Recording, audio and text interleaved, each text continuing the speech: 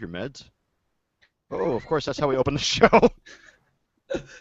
I was about to say, fuck it, we'll do it live. That's a good way to open the show. Even better. Hello, and welcome to Gamerhead Radio, episode 173. Good God, the numbers do not keep getting smaller, do they? I am Jonathan Santiago, a.k.a. Fallon Flynn. I am Charlie, Technotronicorn Worthley. There we go. Yep. All right. And Miss McHugh, goat here. You sound decidedly more dapper today than you did last week when you were Eeyore and all that jazz. Yeah, because I'm done with stuff and things are like getting off my plate and I don't have to like be under the boulder of work. That's true. The oppressive weight of productivity.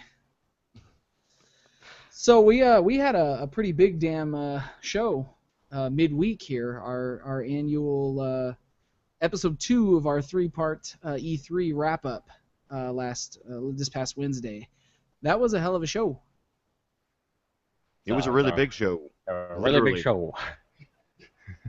Yes. So we're going to do the third part of our 3-part E3 sweep today with sort of the rundown and double check of our predictions for E3 and our reactions to the show. Last week we talked about news and crammed a shitload of it down your proverbial ear holes, but we didn't get much of a chance to express what we thought, so we're going to do a little bit of that today.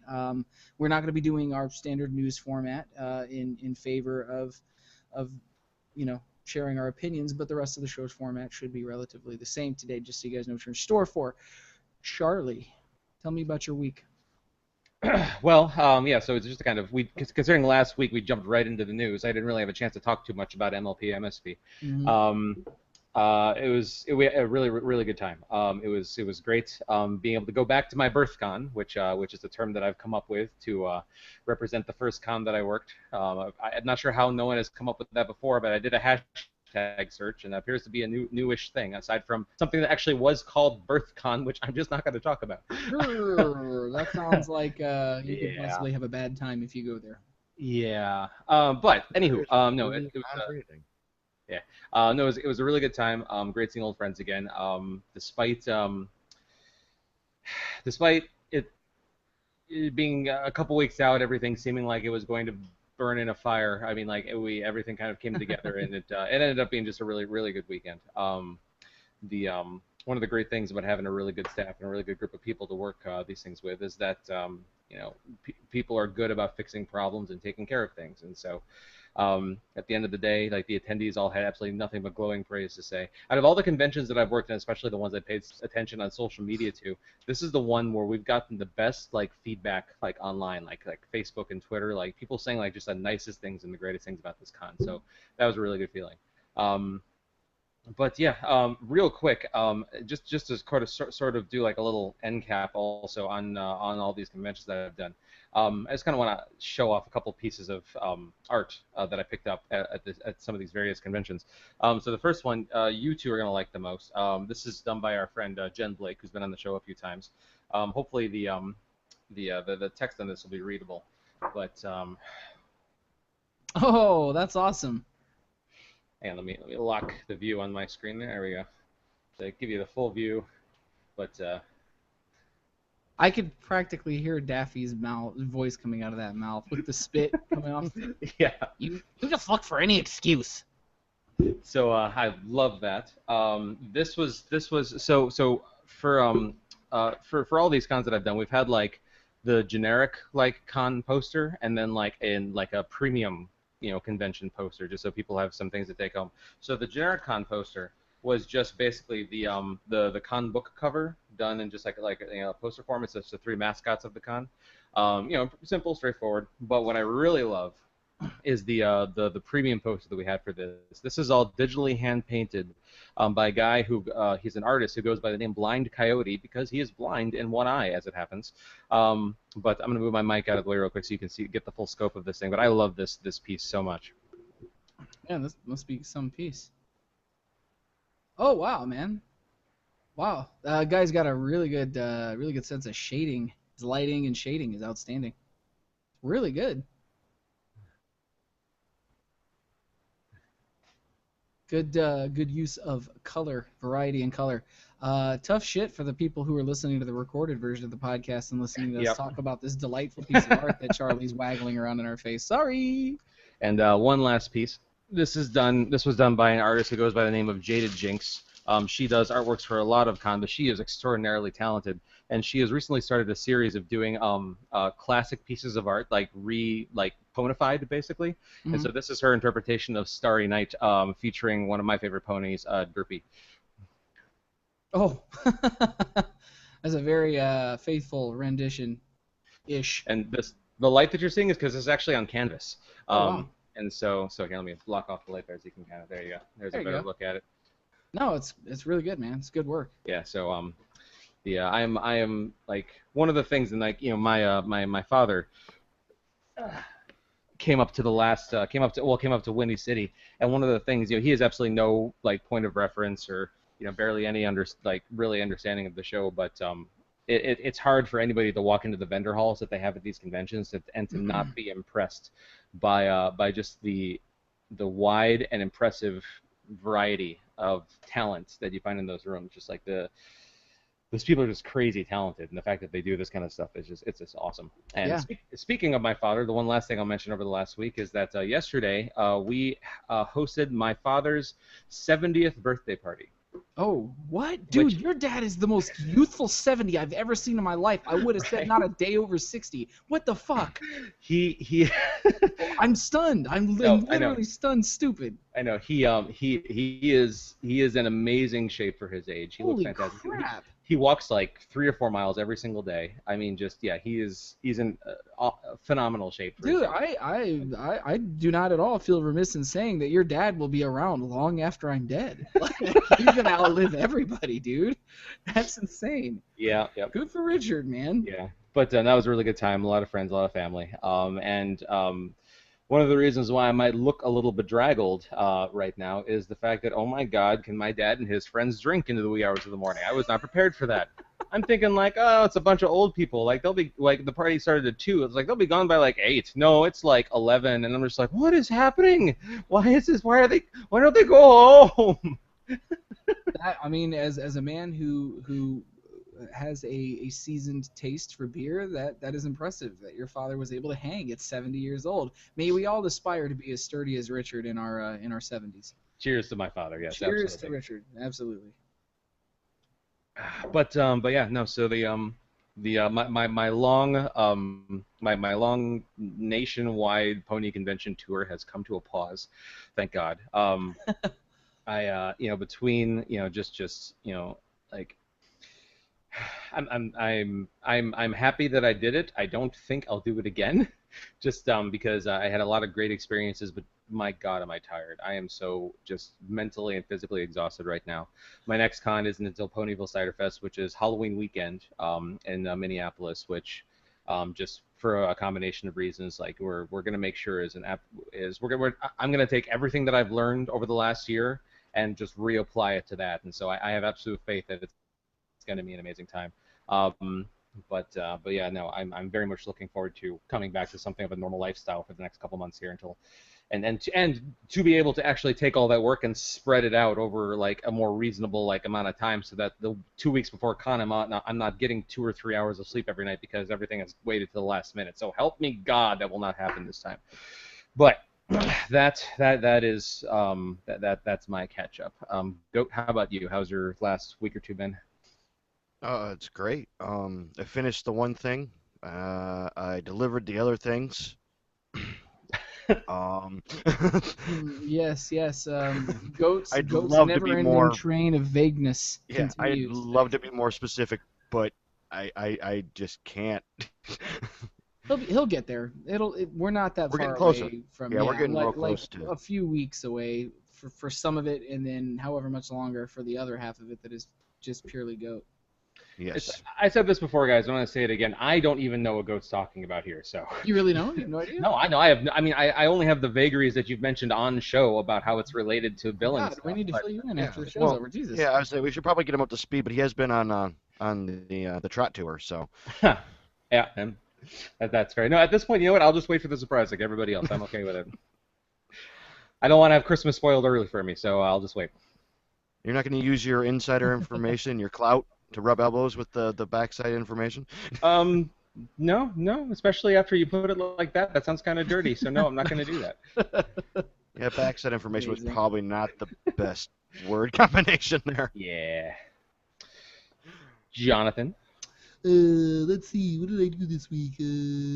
I spent a lot of time this week getting ready for V's for Villains upcoming shows. We've talked about how I'm playing at Anime Midwest coming up, but we are playing at the House of Blues in Chicago on July the 2nd, which is a Saturday, the Saturday that precedes 4th of July on Monday. Um, it's a headlining show. We're going to be playing with our friends in El Famous and Sky Machine, and there's a couple other people associated with the act. But we've decided to debut our new costumes and our the test run of our new live show and some of the many vague things that Goat's talking about on stage there. And it's a huge show for us because it's the first time we've performed a new quote unquote new show in a long time. And it's a stupid good deal for anybody that's going to come. So the short version is, without being too long-winded, if you purchase tickets from us directly, you're going to get a ticket, and then you're going to get one that says comp. It's a voucher ticket, so it's a buy one get one free program, and the tickets are including the shipping cost, $10.50. You'll get the voucher, but we didn't make this up. This is Live Nation and House of Blues doing this because it is a Saturday night headlining show. They don't have to do this. We asked them to do this, or just meet us in the middle somewhere. You get the buy one get one ticket, but you have to bring the second person. You guys have to be through the door before 8 p.m. or the comp ticket is void and they have to pay full price. So them's the rules. I wish we had something better than that, but buy one get one free is awesome. I think the idea is they want people to come in and watch all the bands, not just come and watch the headliner. They want everybody to partake in the goodness of the evening, which I get it. The good news And is they should. yes, they should.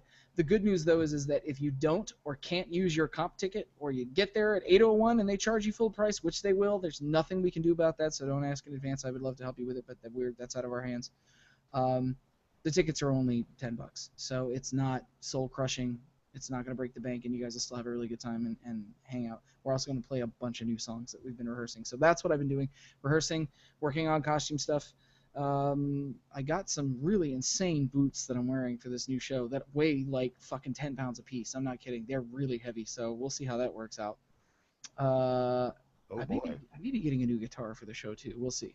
Maybe. Please. That would be It's on my awesome. Christmas list. That's true. But that's it for me. So very productive week. It's just gonna get more productive until House of Blues and then Anime Midwest the week after that. So Charlie, Yes. in the smoldering wake of E3, what video games hit the market this week for the people to consume? Well, The fervor and hunger of their video game habit. well, consumers, get your consumption devices and apparatuses, Please God, something don't get the consumption. ready, because on Tuesday, June 21st, Mighty Number 9 is finally getting its release on the PS4, PS3, Xbox 360, Xbox One, Wii U, PC, and Mac. That's of course being the Mega Man, but not Mega Man game from Kije Inafune. Kickstarter finally making its way out to all those platforms. So here's hoping it lives up to its promise. I Deadlight. will believe it when the plastic is in my hands. Yes. Which I don't know if that's is. I'm not. Is there going to be a physical release? I'm not even actually sure about that. I don't know. I think I feel like Yeah, there should be. according to Amazon, there is supposed to be in my hands. Oh, okay. All right. Fair enough. Okay. So, Deadlight Director's Cut is coming out on Xbox One, PS4, and PC. MXGP2 is coming out on the PS4 and the Xbox One. Umbrella Corps is coming out on the PS4 and the PC. Fallout 4 Contraptions Workshop expansion pack is coming out on PS4, Xbox One, and PC. Umbrella Corps is also coming out on PC. I said that already. Thanks, Kotaku. Assemblance PS4. Drawful 2 on the PS4. Dream Owl's Dream Quest on the PS4. Electronic Superjoy on the PS4. Funk of Titans. I still hate that name. Coming out on the PS4 and the Vita. Pac-Man 256 coming out on the PS4, and Pirates Treasure Hunters also coming out like everything else on this list, literally on the PS4. Friday, June 24th, we're getting Mario and Sonic at the Rio 26 Olympic Games if they decide to go because they don't want to catch that virus. It's coming out on the Wii U. Zika Tokyo. virus or whatever Yeah, it is. yeah. Michelle was just telling me before we started recording that apparently all Olympians are giving the option to go because you might get this virus, and then like bad things will happen. So you don't have to go if you don't want to because this is apparently a horrible idea to have it here. So, anyway, Tokyo Mirage Sessions, #FE coming out on the Wii U. Zero, that's an acronym for something apparently, Zero. I'm sorry, Nero. Nothing ever remains obscure. Okay, coming on the PS4, and Professional Farmer 2017 on the PS4. Yeehaw. Finally. Yeah, looking to the future, coming soon. On Tuesday, June 28th, we're getting Terraria on the Wii U. Lego Star Wars: The Force Awakens is coming out on everything. Grand Kingdom, God Eater Resurrection, Zero Time Dilemma, Prison Architect. Prison Architect could be potentially interesting on the PS4 and the Xbox One. Grand Kingdom, The Technomancer, seven. Oh, you played it? They have a little demo on the whatever that is, the like the Arc and all that stuff, where they have the not games but games demos. It's on there. Okay, cool. Technomancer, Seven Ways to Die, Star Ocean, Integrity and Faithlessness coming on the PS4, and JoJo's Bizarre Adventure, Eyes of Heaven on the PS3 and PS4, and then finally on Wednesday, June 29th, that Xbox One game Inside that we saw a little bit of E3 is going to be coming out. So that's just a little bit away from the makers of Limbo. So I'm excited about that because good pedigree, guys. But yeah, so those are all of the games coming out for the PS4 and some other things on for the next couple weeks. So what are you guys looking forward to playing? Nothing. I don't own PS4. I very much interested in Mighty Number 9. I hope that it overcomes the unfortunate advertising blitz that it saw through Deep Silver, which we talked about a few weeks ago on the show. But look, Keiji Inafune always made good Mega Man games, and this is a lot of people are saying a non-Mega Man Mega Man because rights were tied up, of course. So I'm hoping it's good. I'm hoping it allows him to kind of exercise those demons, as it were. I also have a passing interest in that Fallout 4 workshop mod, just because I think it's unique that they're letting you build like full vaults and letting you do like like experiments on the people in the vaults and shit. It's kind of interesting. But nothing else particularly jumps out and grabs me otherwise. I'll actually agree with both of that statements. Of course, I will need to get to playing Fallout 4 to be able to try that out for myself. But yeah, high hopes for Mighty Number 9. We'll just have to see how that actually pans out. I think once you crack the seal on Fallout 4, you're gonna be really glad you did. I think you'll like it a lot. Oh, I am sure I will be. I'm not so sure Michelle will be. So we got to do it now while you're on like pony leave, man. yeah, no, seriously. That's it. But yeah. So real quick, I just kind of want to throw this out there. This isn't really video game related, but we're all geeks here, and it's always sad when somebody well leaves our plane of existence. And so, if you guys haven't heard the news, actor Anton Yelchin, who if you've seen any of the J.J. Abrams reboot of Star Trek has played Chekhov, died in a freak car accident today. Today being Sunday, June 19th. 27 years old, too young, man, too young, not good. No, and they said I mean they're having to like investigate what went wrong because according to the reports I read, he was found in a home in California, in a garage, pinned by his car. This was like I don't know what the circumstances are, whether or not it was somebody hit his car and pushed it into him and crushed him, but he was found pinned by his own vehicle. So apparently it was not a very good way to go. We'll say that. Yeah, it's unfortunate, but yeah. So R.I.P. Anton, and I guess go see his what I presume is his last last filmed work and go see the new Star Trek movie when that comes out in a Yeah, couple weeks here. yeah, it'll be somber. Now going to see that movie will have an air of sadness about it. It's really That was unfortunate. like, when was the last time that happened where an actor passed away and then his Uh, last movie came out? Was Paul it Paul Walker. Walker. Paul Walker was one? There was somebody else. Uh, Heath Ledger. oh yeah, that's true.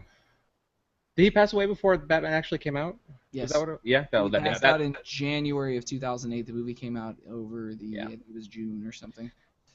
yeah. That's what I was thinking of. So yeah, Yeah. no good. So, anyways, moving on. Um, God, John. So what have we all played this last week? Who wants to go first? Goat. Not. Well, I guess I can. He was about to say not it. Fuck you. Beat you to the punch. Quick draw like a fucking 6-shooter, man. All right, go ahead. That's a one shooter, but okay. So what did I play this week? Let me think. Oh, I went through the greatest racing game I've ever played in my life, and that would be Trials of the Blood Dragon. If you boys haven't bought it yet, you're doing it wrong. It's worth every penny of $15. It actually has a story, which is new to a Trials game. You were talking about this fairly sweetly to Charlie and I in our Gamerhead radio chat, and Goat does not like. It's not often that he's just like, oh my god, this fucking game. But he did a little bit of that this week. Based on your endorsement alone, I will pick this game up at some juncture because you do not give strong endorsements often. Yeah. It's a wild little game. It's about 4 hours, 4.5 hours. I sat down and just hammered it out one day, and I was like, oh, well, I probably should go do something else now because that wasn't in my schedule. But well worth the time. And then what else have I played? I'm still playing Pokemon Picross. Thanks, Charlie. Great, awesome. You're welcome, and I'm And sorry. I love it when people politely call other people bastards. Thank you for that, Charlie. Yeah. He says with contempt and disdain. yeah, Loving contempt and disdain. You're welcome, and I'm um, sorry. yeah, it's all right. And then let me think. I think that's about it. I think that's all I had time for, honestly. It was really a busy week. John, what would you do in your I gaming I endeavors? played a little bit more Titanfall. I've been kind of amped up for the release of the second game, though. From what I'm hearing about the multiplayer, the changes they're making to multiplayer, I'm actually very unhappy about some of the changes they're making. So we will see whether or not I pick it up upon release. I had aimed to do so because I enjoyed and got so much time out of the first game, but they're making some changes that just don't make any fucking sense to me. That are a step backwards and in some ways kind of doing the opposite of what they set out to do. They set out to kind of be the Call of Duty killer, and now they're kind of including some things like Call of Duty said we're not going to do what Titanfall did, and then Black Ops 3 stole a bunch of shit from Titanfall, and then Titanfall is now stealing a bunch of shit from Black Ops 3, and it's just I don't know. Some of the changes they're making are kind of cartoony and stupid, and I'm not excited about them. So we'll see. I reserve judgment for when I get my hands on it, but played a little bit of Titanfall. I played a little bit of fuck help me goat racing game, free games of gold. My fucking brain's not The working. Crew? Oh, Rocket The League. crew, the Oh, crew. the crew. Oh There we go. no, don't let me tell you about fucking Rocket League. So I got in some of that this week too because the I free play days, broke I my did store. play on Monday. I did play because it went through Monday, and I played it until they cut it off. And fuck, if I'm not heartbroken that it's over and I don't actually own it, nor do I have the fully money to buy it right now. If I'm going to continue to be a responsible husband and father, because goddamn, do I love that game. Like I haven't had that Yeah, much fun playing a you game in a do. long time. You turn into a rocket junkie pretty quickly. Oh god, and Goat and I played Rocket League together on Sunday evening and got in there and had Angry John. a Very blast. angry John. No, not Angry John. I was He's competitive. called me things on stage that I don't repeat. He calls me worse things in Rocket League when you don't pass him the ball. Oh, that's bullshit. I didn't call you anything. I called those fuckfaces on the other team things, but I didn't call you anything. We'll say that John was competitively salty because he hates losing people who are bad at a game. So, yeah, it was fun. It's just insane fun. I also acquired for Father's Day because my son is clearly a man of taste. And Grace went out and, he drove to the store with his own money and bought me a copy of Overwatch for Father's Day. Oh, Um, at least he's got his chores done. Oh, yes, yes. So I've been playing Overwatch for the last 2 days, and that is also just stupid fun, just ridiculous fun. And for the fact that there's no story mode, I said it before during the beta, and I'll say it now that I own a retail copy. An insane amount of variety for a first person shooter. You can play one character in that game and play them for hours straight and not figure out all of the nuances of that one character, and then switch to another one and start over. And you have to relearn how to play this character, because it's almost like playing a fighting game. Or like, what if you took a fighting game and like elements of like an RPG and smashed them together into a first person shooter, and this is what would come out of the other end. wow. It's It's an just interesting so much fun. description. Well, there's a character named Mercy in the game Mm-hmm. that is, and she's like an angel. Like, she looks like an angel. She's got like mechanical wings, which I have a redemption code goat to have her wings in Diablo. It's very cool. Different No one goats. likes a bragger, John. Yes, different wings than the ones that I have. But she's like an angel type character, and every character has like a left trigger and a right trigger kind of fire mode, and then left and right bumper kind of special moves, and then when their power up gauge powers up, a 100% like this is my bad motherfucker move, right? And her right trigger move is if you're within proximity of a character, it heals them, like actively heals them. You have to, like a little square targeting box comes up around them. You hold right trigger, it heals them. The left trigger, or I'm sorry, is right bumper, I think. Semantics. Um, Instead of healing them, it augments their damage. It buffs them. It makes their damage output higher. And you can go back and forth, like on the fly, between buffing them and healing them. And then, let's say you need to get to a guy that needs healing really bad, but you can't get to him quickly. She has, if you hit left bumper, she uses her wings and flies fucking like rapidly to them. It like auto targets you to them, so you can fly up close enough. It brings you within range to heal them if they're in danger of being killed. And then her big bad motherfucker move, I believe, is she just heals everybody actively within range of where she's standing. And then there's one guy who can switch between making everybody run really fast and healing them. And then he has a move that amplifies whether you're running fast and makes them run faster and then heal faster. Like, there's all these different things. There are tanks, there are builders, ranged people, and support people. Like, there's all these crazy ways to play this game. And it's really, as first-person shooters go, brilliant. So I can see why everybody's on board with it. There's just a lot of flexibility for being a multiplayer-only shooter. So you have officially drunken the Kool-Aid. It sounds like. I drank the Kool-Aid during the beta. Now Okay. now it's just a Now he's mainline got his Kool-Aid. Nikes. That's what it is. I have a Kool-Aid IV. That's what it is. All right. So that's everything I played this week. Charlie, what about you? So first off, I finished Tomb Raider, finished the story and managed to Excellent. and then also Golf managed. clap. Thank you, and also managed to 100% the in-game content. So What? all the collectibles, all like the little Holy stupid shit, things. dude! You're not a Yeah. 100% guy. How did that happen? It got down to the point where I was seeking out stuff just simply to buff myself, to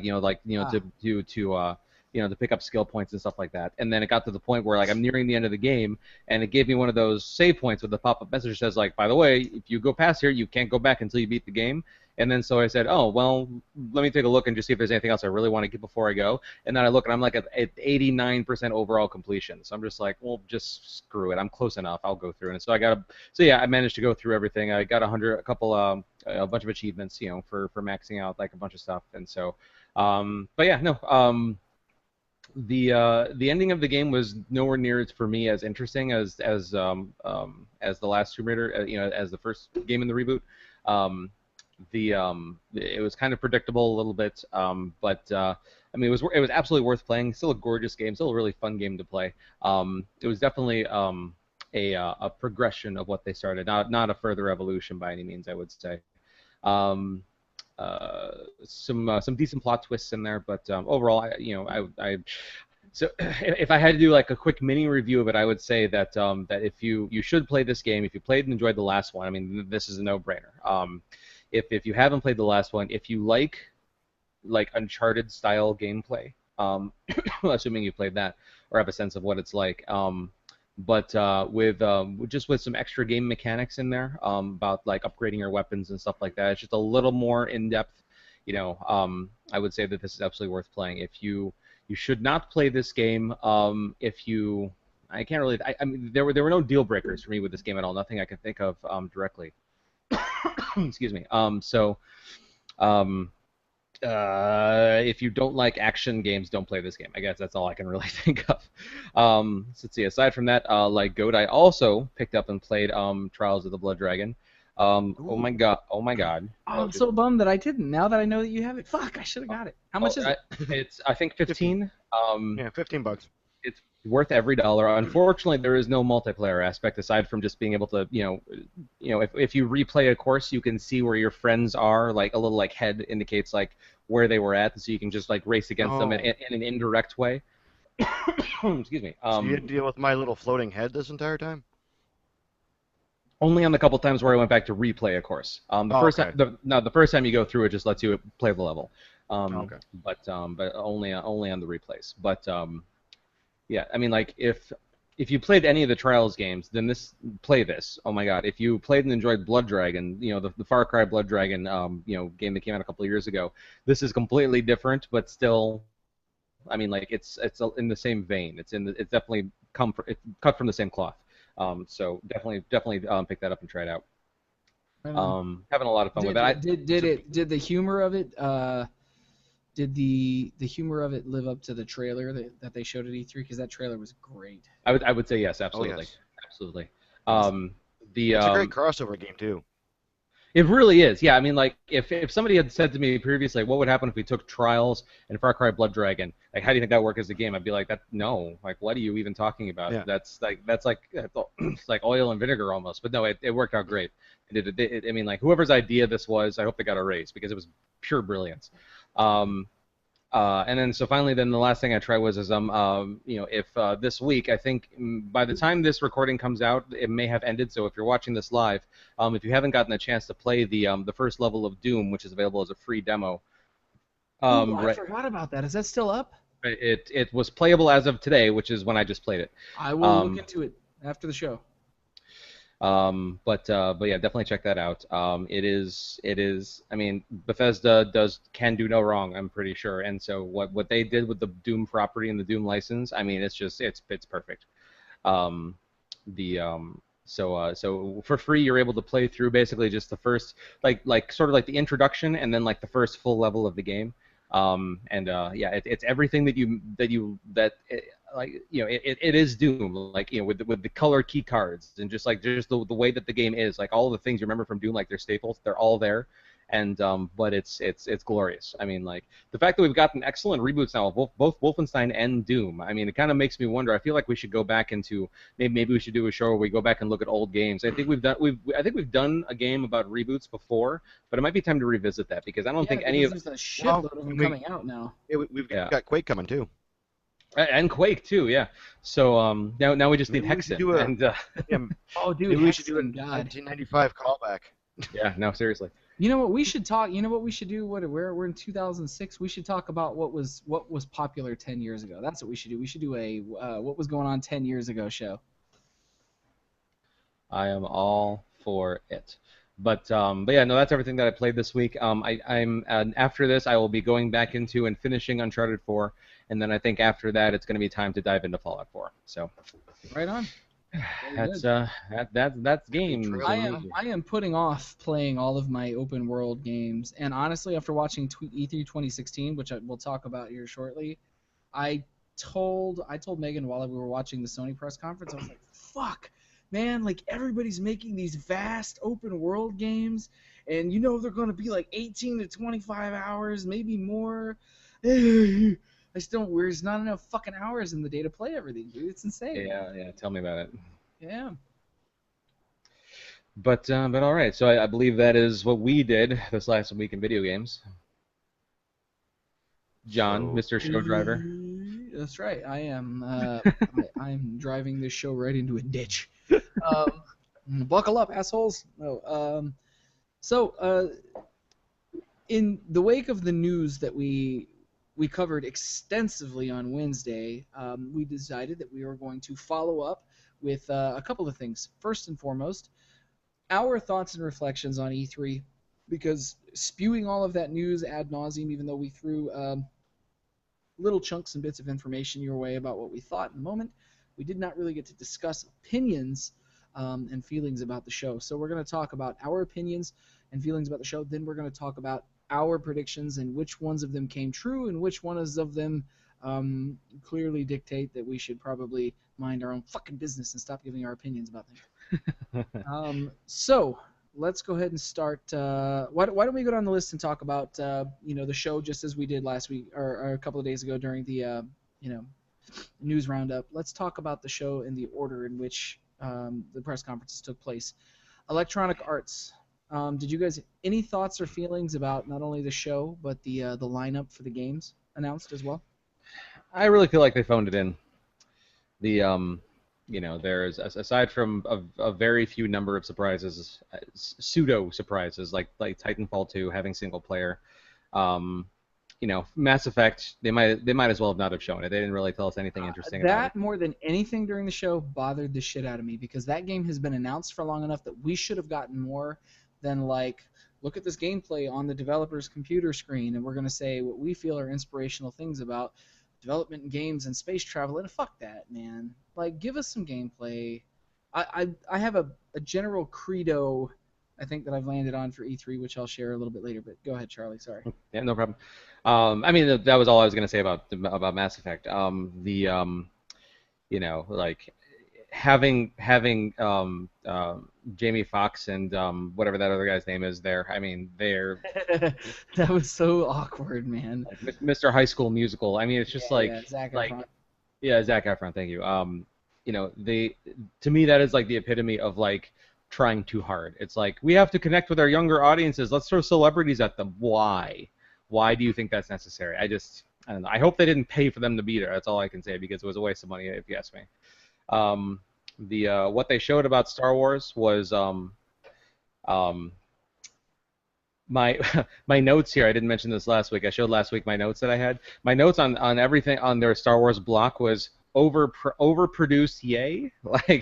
They it seemed like they put more time and effort into their little video with green screened in and CG characters running around and all these little Star Wars little things in the background. They put more time and effort and money into that than they did into any of the games that they showed us. So it's but was that a facetious yay? It was yay that all this Star Wars stuff is coming. I mean, I'm a Star Wars nerd, so I'm excited for that. But I feel like their showing of their Star Wars stuff that's coming was overproduced, and I feel like I don't know. It's kind of unnecessary, if you ask me. All right, fair enough. Goat, any thoughts on their show? I would just say it's EA. And this is for Charlie.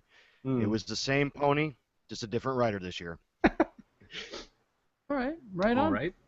All right. My thoughts on it ultimately are that of all the press conferences that usually show, E3's is the most stiff and corporate bubbly, and I get the impression while watching EA's press conferences that they suffer from a similar problem to Microsoft, which is these are companies that live inside of their own corporate bubble.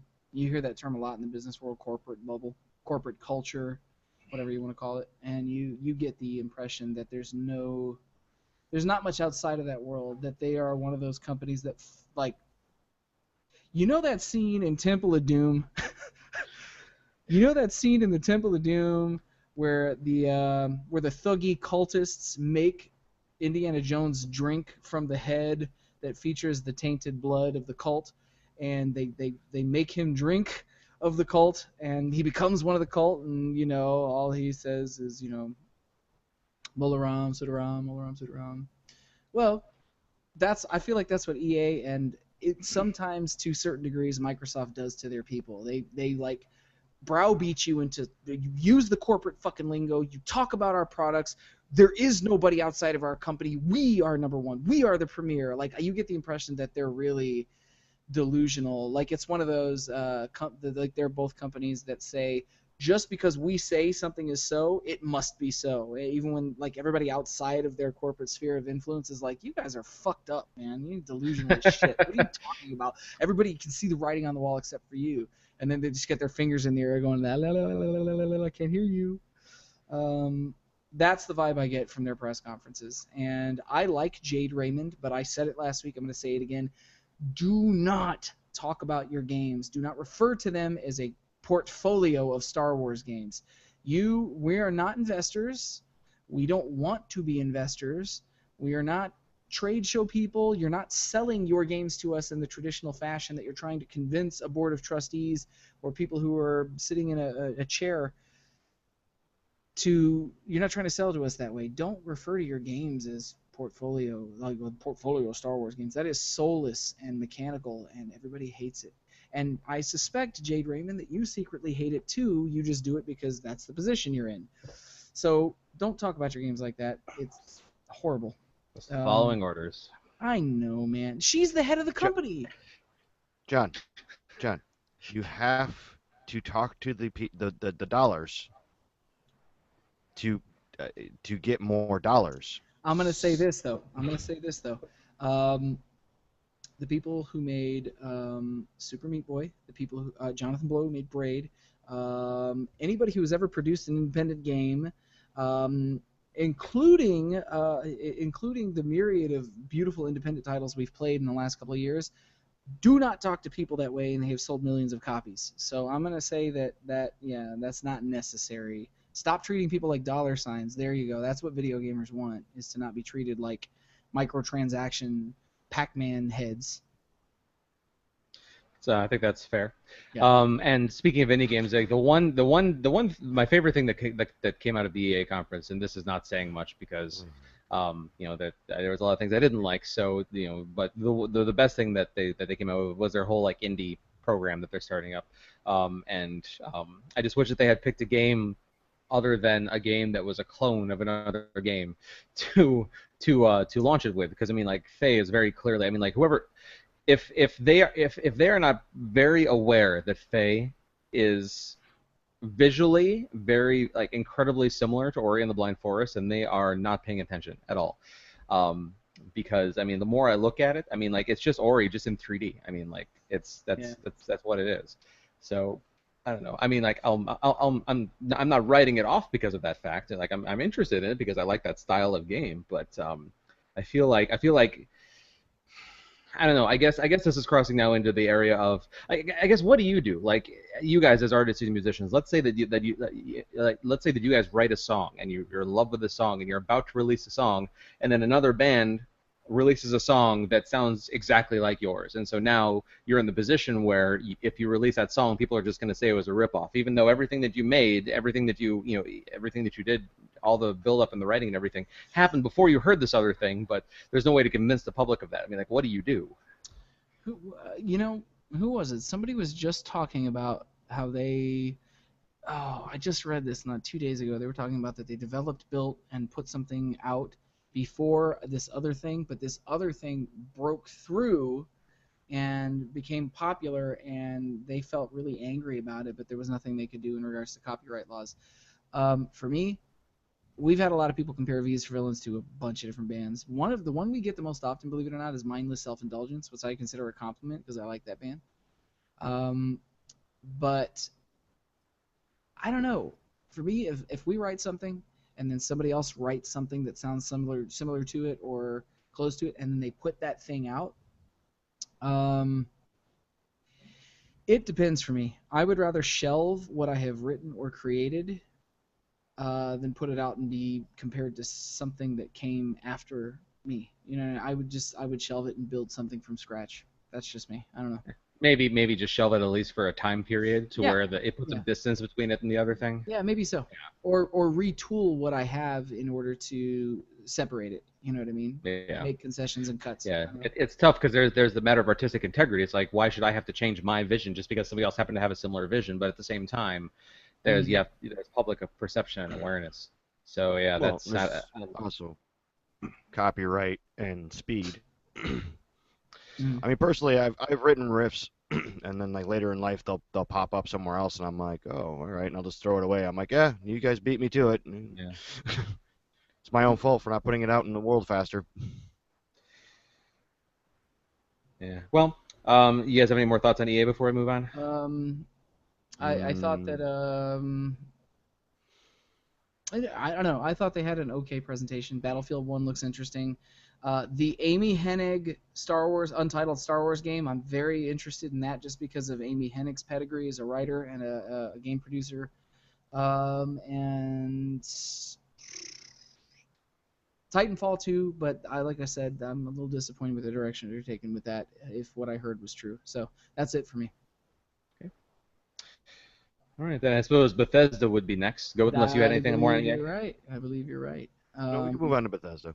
Okay.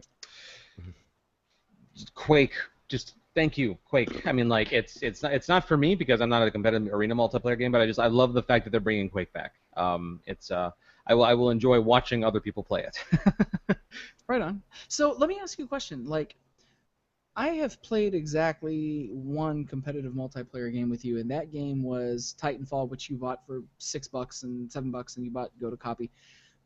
Aside from the lack of story-based content, for a game that you paid $7 for, what is it that deters you from playing multiplayer shooters? Is it a frustration level of dealing with people who've been playing it for months in advance themselves? Is it that you don't play multiplayer shooters Oh yeah, that no, no, no, often, yeah, no, or what nothing is it? like that. It's a matter of, I mean, it's if I'm playing with a bunch of randos, and then yes, then the times where I have tried to do that with like with the various times I've attempted Halo or Battlefield or whatever, multiplayer just because I had it and I wanted to see if I could snag a few achievements. Sure, sure. It's yes, my frustration levels usually came down to the fact that these people all live and breathe these games and I don't, and so I was at a severe disadvantage. But I mean, like that is not the reason why I don't play them more than I do. It's more of a matter of that I have precious limited time to devote to my gaming, and so when it comes to me deciding what I'm going to play and what I'm going to spend my time on, it's going to be progressing through games so I can move on to the next game, not just spending more time on a game for just for the quote unquote fun of it. Um, All right. I mean, like if we all happen to own a game that we all that has multiplayer, I will not. And if we said like, hey, we should play like with Grand Theft Auto. I mean, like it's like I'm not a multiplayer guy, but you guys want to play some Grand Theft Auto multiplayer? Yes, I absolutely want to do that. And so it's not that I won't do it. It's just that me on my own, like it's the time is for me is more valuably spent on getting through the stories in these other games that I want to get through, just because I've got so many on my backlog. It's so funny that you take that position with it too, though, because maybe the difference is just like I've been playing competitive multiplayer games since as far back as I could do it. So maybe it's an issue of just like I nurture that Twitch skill that people talk about often, so I can jump into like I have this unique thing with and anybody who plays multiplayer shooters will understand and know what I'm talking about.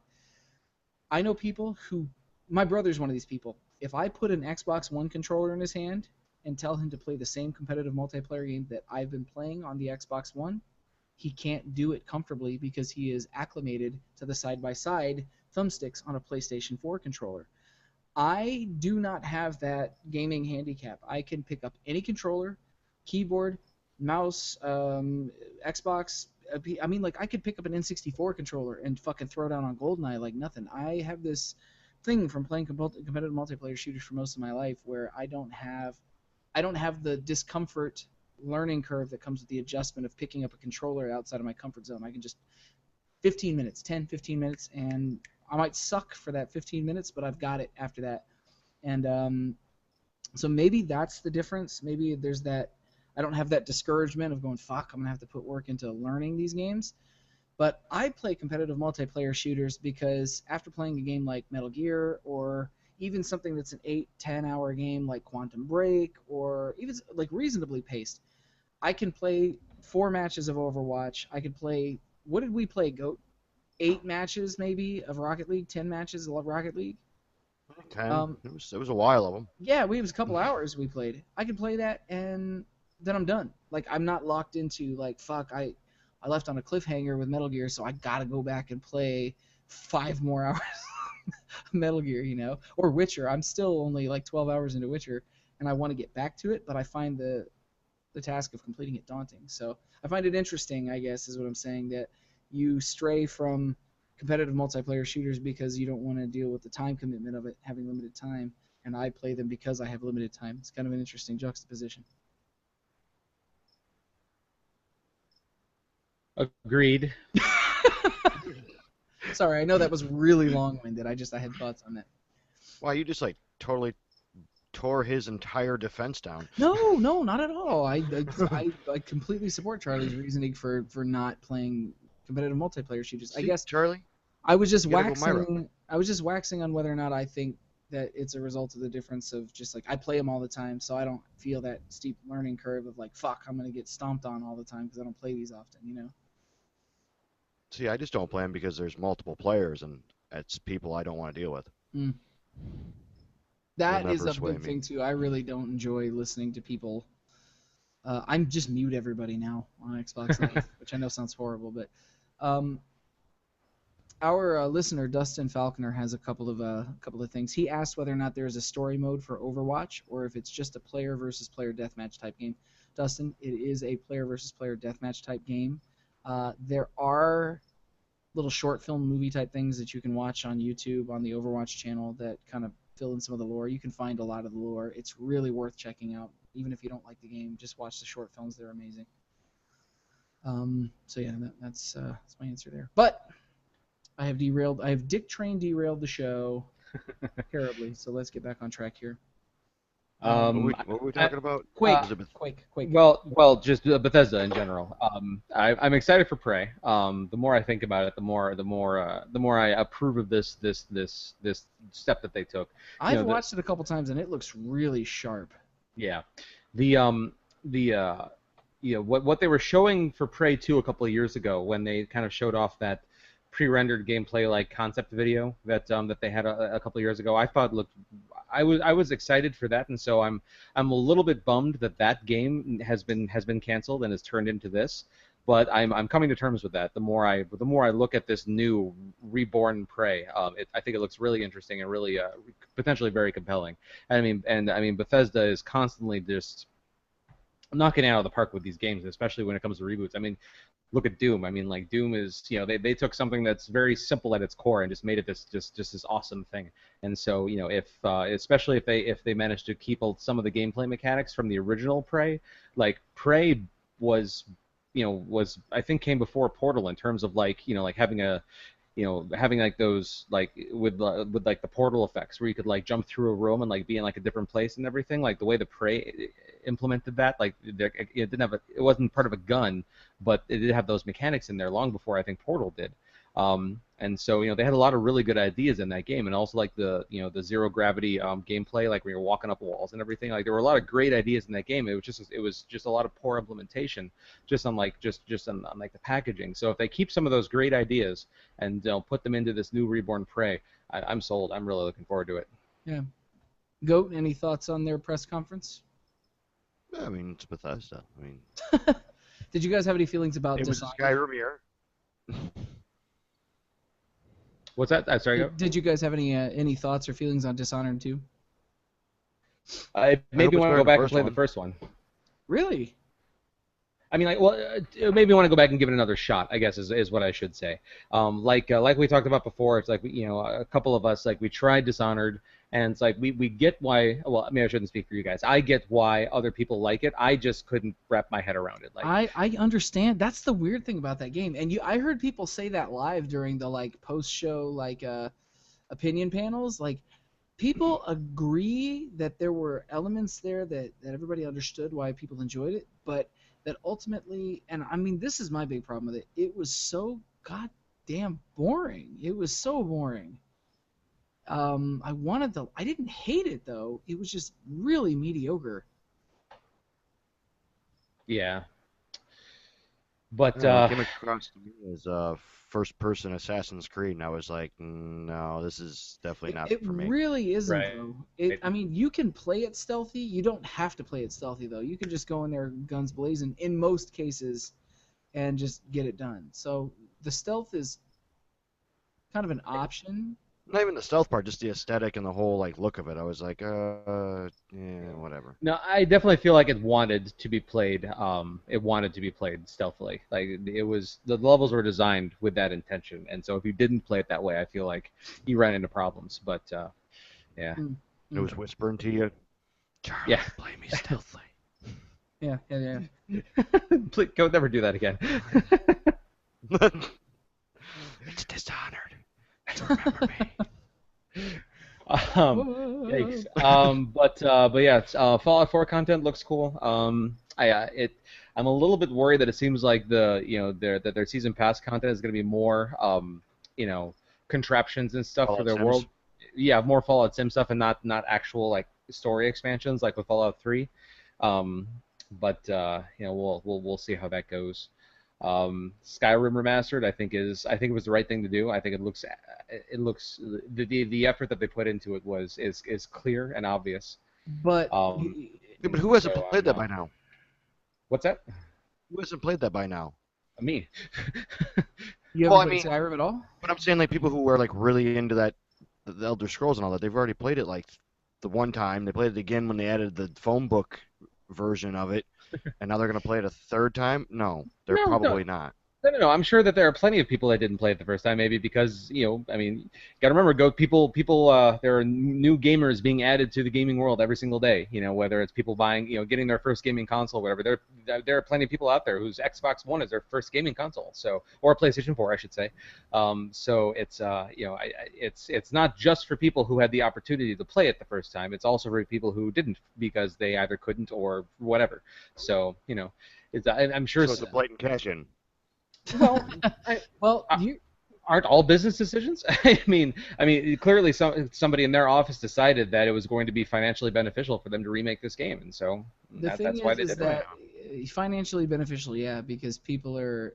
The only thing that seems to be bothering people about it is this: financially feasible to remake this game and repackage it, yes. But are you taking advantage of suckers? Most definitely, because it was one thing before modding was capable, like modding was possible on the consoles, but with Fallout 4, you see that mods are totally possible now. The thing is that the modding community has stated almost all of these things that they are charging you a premium for, we are giving to you for free. Why the fuck would you pay them for a premium package when you could just install the mods for free and not only get, in most cases, comparable quality, but in some cases better quality and more variety than what they're giving you? So the PC community thinks they're being really, really shitty to the dumb console people, quote unquote. I'm gonna say, I'm doing air quotes for people who are listening to the recorded show. I'm a console and PC person. I don't the dividing lines blur for me. I don't care. But the PC community feels as though anybody on the console side that buys this is being a sucker because now you can mod on consoles. So why would you pay them for something you could get for free? And why, worse yet, God, as far as they're concerned, God damn it, Bethesda, why are you taking advantage of the people who may not be aware that mods exist? It's foolish and it's rude and it's shitty. So I'm not saying I agree one way or the other. That's just the perspective of the I other mean, side. I can understand the argument from those people's line of thinking, but this game was not meant for them. Like Yeah. it wasn't like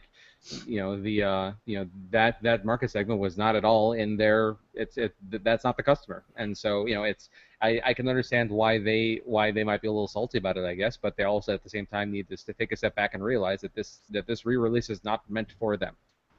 It's plain and simple. So no, now knowing what I just said, though, Charlie, do you feel any compulsion? Do you feel like you would rather save the money and install a handful of mods that would do what they're doing? On my Xbox One. Yeah, if you had the option to do so, Well, would you but I choose don't. to do that? That's kind of the point. Like you can't mod, Skyrim like the Well, 360 version of but here's the Skyrim. thing: So they're bringing Fallout 4 mods to the Xbox One, so why couldn't they bring Skyrim mods to the Xbox One? they are bringing Skyrim mods to the Xbox One re-release. Well, there you go. Then why not just install those? That's my point. Why not Because just I need to install those? buy Skyrim to do that. So I'm not sure what you're asking me. Well, I don't know. It's just I don't know. If you don't feel like they're at all being I mean almost doubly so because they're giving you the option to mod the game that you're buying. when you could just put those very same, if they just gave you the core game relatively untouched and then said, please have at it, mod freely, mod as you wish, and then make a comparable product. You don't think that's negative? No, not in the slightest. Huh. I mean, like, I think the fact that they're allowing you to include your mods kind of negates a big part of that argument, because they're not sticking it to the modding community, because they're saying, if you guys don't like what we did, then go ahead and mod away. But just at its core, I don't think that offering a remastered package to people who either didn't or didn't who either chose not to, like myself, or weren't able to play the old version. I mean, like, if they're, I've moved on. I don't even have my Xbox 360 hooked up anymore. So I mean, like, it's not that I don't have the option to play Skyrim. I own a 360 copy of the complete edition of Skyrim. I just never put it in my console. So I mean, like, but at this point, the interest, just just the formula for whether or not I would go back to the old 360 version of Skyrim, like, I've moved on. Like, it's just of no interest to me.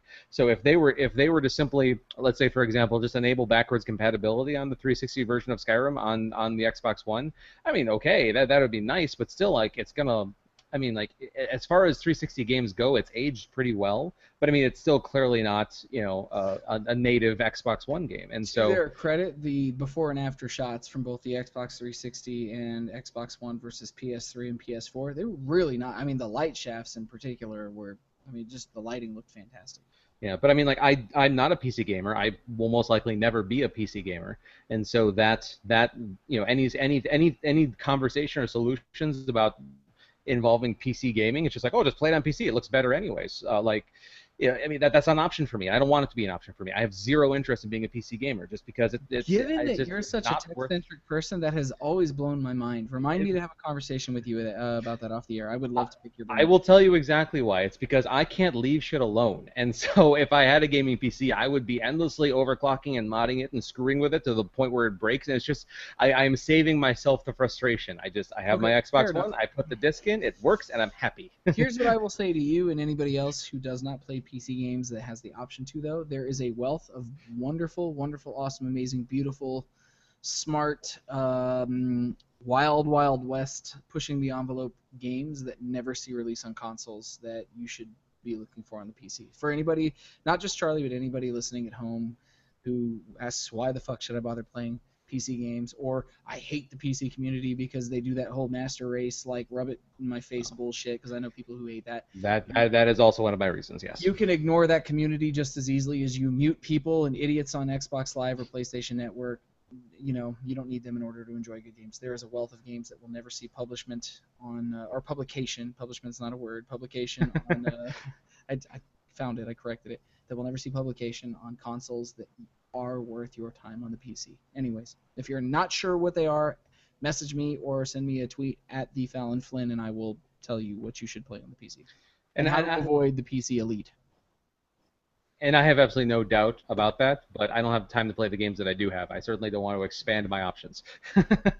Welcome to the stress level of my fucking Steam library. Yeah. I mean, don't get me wrong, I have a Steam library too. Thank you, Humble Bundle. But Yay. yeah. But and then Goat fell asleep and was probably quietly surfing porn over there on his browser while we talked about shit and bored him to tears. he generally looks like he might be sleeping with his eyes open right now. Might be. No, I just kind of tuned out. Any thoughts or feelings on the VR versions of Fallout 4 and Doom? Of course. Yeah. Everyone's going to take their first-person game and make it VR this year to cash in. Well, from what I heard, a lot of people were kind of disappointed with the PC versions of those representations, because you do not have full control movement. You kind of get to, like, warp around the play space and do very limited things because it's early technology, not full games. Listener Dustin Falconer asks, Doom is going VR? Not entirely. Dustin, I recommend that you look into that. Read up on the articles and learn what it was they're presenting. It is the infancy. It's them testing the waters for how to make those things playable in VR, because there's a lot of reasons why they may not be able to be. Anyways, proceed. So, unless you have anything else to say about Bethesda. Mm, No, I think no. we've beat that horse Here's what I'll pretty say: you pretty guys don't bad. have enough to show press conferences Hey, anymore. goat, no horse violence on this show, okay? But I'm gonna be the glue. Gamerhead. Oh, go! That was a terrible fucking joke. That might be the best worst joke you've ever told on this show. Oh, boy. Live entertainment. Yeah, live entertainment. All right, so then I guess we move on to Microsoft, who kicked things off with announcing, their new smaller Xbox One S. Mm-hmm. The Cool. Xbox One sucker. Expound upon that, goat. Share your thoughts with people. It's the same bullshit we just talked about with Skyrim. It's just, hey, look at that. It's got 4K now. It makes coffee. It'll blow your girlfriend. Yay! Go buy it again. No. This isn't for people who already own one. This is for people who haven't bought one yet. They're just revamping the line.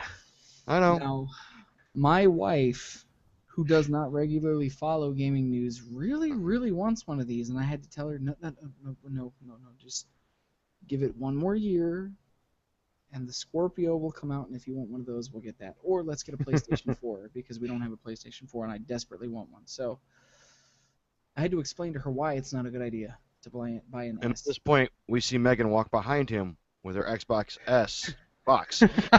Yeah, going. For the listeners at home listening to the recorded audio, that was not the sound of my wife crapping her pants. I was throwing my middle finger up. That in was the air John crapping his and pants. going. I was sticking my tongue. It was a raspberry, middle finger raspberry combo. It's true. Oh, yeah. But yeah, I mean, whatever. Like, I'm getting tired of these revisions. Every time you turn around, Goat, I want to make sure something is clear. The Xbox One that you currently have will continue to work normally. This does not affect you in the slightest. until I buy a 4K TV. And then what? Yeah. And then my what I Xbox was doesn't gonna work. say. I had to go buy one that No, has it'll 4K still work. technology. It still work works perfectly fine. It might not output in 4K, but I think as the guy who played on last gen for like a really long time, I have a feeling you'll be okay with that.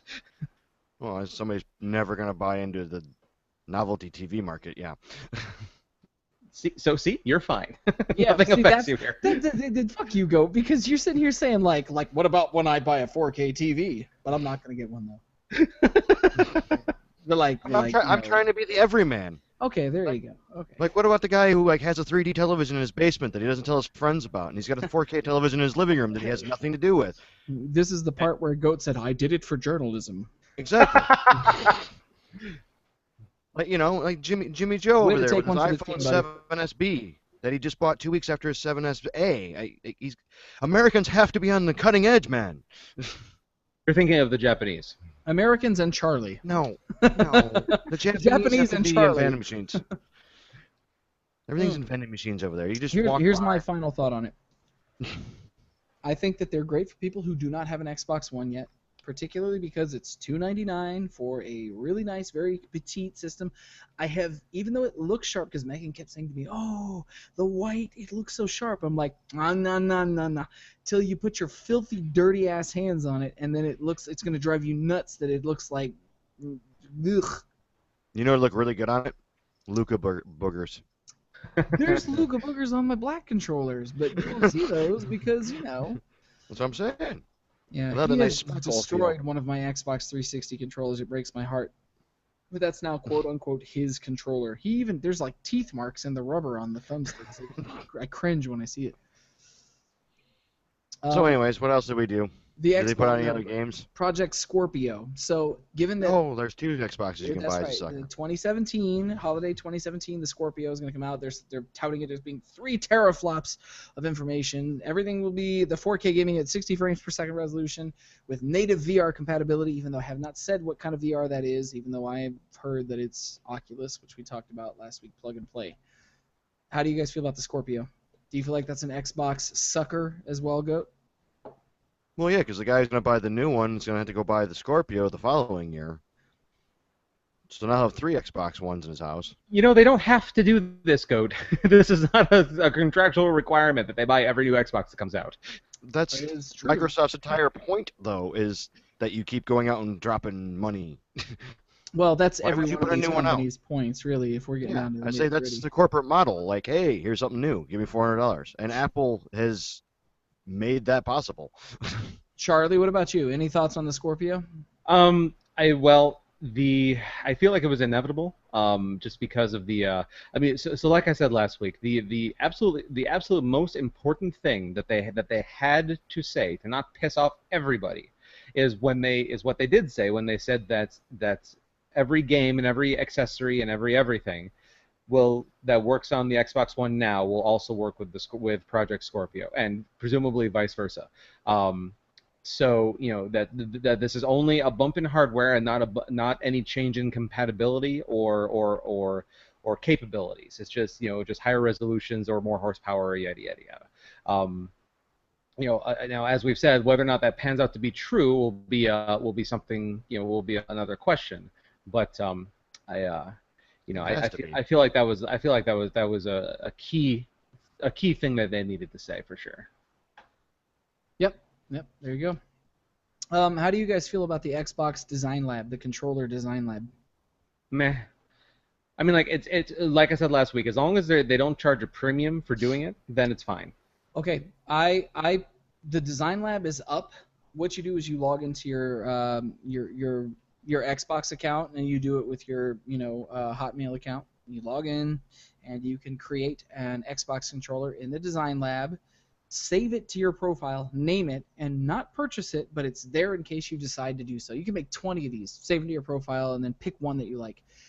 In order to make a fully customized controller with the D-pad customized, the face, the back, the top where the bumpers and right triggers are, the list and view buttons being customized to your liking, and then laser etching with audio or with text on the front, like the day one controllers, it's $89. So For you're a talking about a $30 approximately. premium. Yeah, 20. I think it's $20 premium. So wait, hang on. So they charge a premium for each individual component that you want to colorize? Well, no, it depends. Certain things are more expensive than others. I think that the bumpers, triggers, and like that entire top strip of the controller is made of a Right. different material and has a reflective surface to it, so it's more expensive. If you choose not to customize those and you go with the default settings, is different. You can also customize the face buttons so that they're not red, yellow, blue, and green. You can make it so that they're like gray, or I mean, there's a bunch of different color combinations. The face is different. The D-pad, which has a reflective surface, is different, and then you can change the color of the thumbsticks. There's a whole bunch of different options. So it's if you don't get the laser etching, which is I think 9.99 difference. That's the most expensive individual upgrade on the controller. If you get the laser etching with your text or name or whatever on the front of the controller, then instead of it being 89, it's $79. So you're talking about a $20 Whoa. premium. Um, does this interest you guys at all? No, that is some crap. Oh, come on, Charlie. It'll bring the room together. Because that's something I care about. Yeah. Um, But your yeah, no, loving wife that's does. not this much. No, not Look, I think it would be really fun to have a I Red think and that's what White they're Colin catering Flynn to. controller personally, but I don't know if I would pay $89 for it. that's the thing. It's. If it were $10 less with all of that, I would probably buy it because a standard controller is $60. I Yeah, mean, 60 bucks. like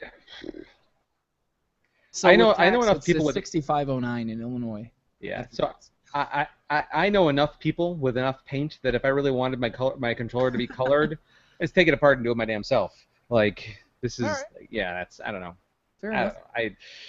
The price would need to come down for me to even consider that But I personally. could tell you because I've know people that do mods.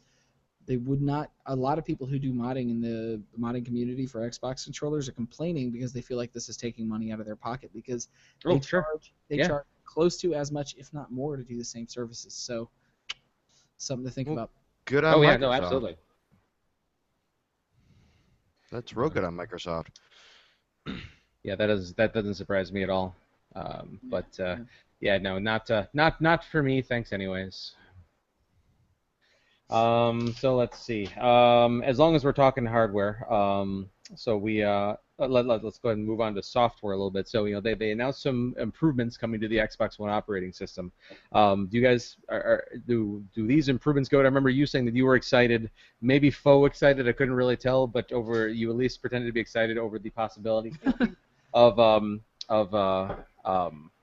I just received a glass of beer for my lovely wife. Hey. Yeah. We got a 1/6 barrel keg from Penrose for my dad's party, and we still have quite a bit of it left. So I got to drink this beer. Uh, Go. You were excited over the possibility of playing your own death metal music while you're racing. Oh yeah, yeah, yeah. Was that genuine excitement or faux excitement? Well, I mean, I miss that was one thing about the Xbox OG that I really enjoyed is the fact that like, and well, I guess full disclosure, it's kind of convenient to be able to be doing previewing tracks and playing a game and multitasking at the same time. So that's a very, very roundabout way of saying that Goat wants to listen to himself while he's racing. or or other clients. Good save, man. Good save. But you know how it is, John. You go, oh, I gotta listen to this, this pass, this mix, or whatever like that. But I really just don't want to sit here like an idiot. Oh, I can play a game and do get something else done, and that really helps me multitask. Fair, fair. What do you guys think about the Xbox Play Anywhere capabilities? I like it. I think it's cool. I hope that more games support this concept, and it is. Um, I don't know. I think it's a good idea. I like the idea. I mean, they do it with like Blu-ray and DVD. Like here, you buy the Blu-ray copy, you get the DVD for free. Like if you're gonna buy, I've never liked the idea of having to buy games on multiple platforms. Sell me the fucking game and let me play it on whatever platform I own. And if I own 4 platforms, let me play it on that. Don't be cheap and shitty. Anyways, I like it. How do you guys feel about the slightly improved Xbox One controller with built-in Bluetooth for PC gaming? Um, I use my Xbox One for PC gaming, and I plug it in with the charging cable right now because it doesn't have Bluetooth in it. Mm-hmm. So I like the idea. I like the idea, but it's not anything that sways my decision making. Goat, any thoughts on that? My controller works just fine. Okay. If you didn't have a controller already, would the How option would of I getting not an have a Xbox One controller? for like for let's say theoretically that the Bluetooth on this also works with a phone. You just got your Moga controller for your Gear VR use. If you had the option to use an Xbox One controller instead, would you have gone that route? I mean, let's be honest. The Moga is an Xbox One controller, but I mean, if it might be similar in layout, but I think you're the saying an exact, yeah, like, we'll say like a brand specific, yeah, actual probably just because it's kind of home. Would I okay, buy it? Probably not. okay, all right, fair. Do. Let's see. Any other? Okay, so then there's the. You guys have any reactions at all to the multiplayer functionality that they're going to be adding, like with Arena, and the other similar features that they announced? Um, I don't really have an opinion one way or the other. I don't think it's gonna make. I think it's their play on trying to get into the esports gaming arena. But I think we're starting to see the early formings of what are going to be the companies that. There's always 2 or 3 that dominate a market, and we're starting to see the early formings of those things. They're going to be partnerships that come, and I don't think they're going to be one of those companies personally. Yeah. That's just me. I think they missed the train. I think they're trying to get in on the tail end of it, but I think they missed the boat. Well, was it a train or a boat? It's a boat train. It's a dickish boat train. Oh God. It's a tugboat. So there, so there- And our dad joke quota has been filled. I'm interested in this whole clubs thing. I mean, like the ability to have a Gamerhead radio club on Xbox One, I think is gonna be kind of cool. We'll actually have to see what it lets us do and how easy it is to manage and everything. But As Charlie said, stay tuned for the Gamerhead Radio. Microsoft Xbox One gamer club. But Charlie, um, there's a really, really similar thing on Steam that I think that they stole this from. That started off with a bang and now means absolutely nothing.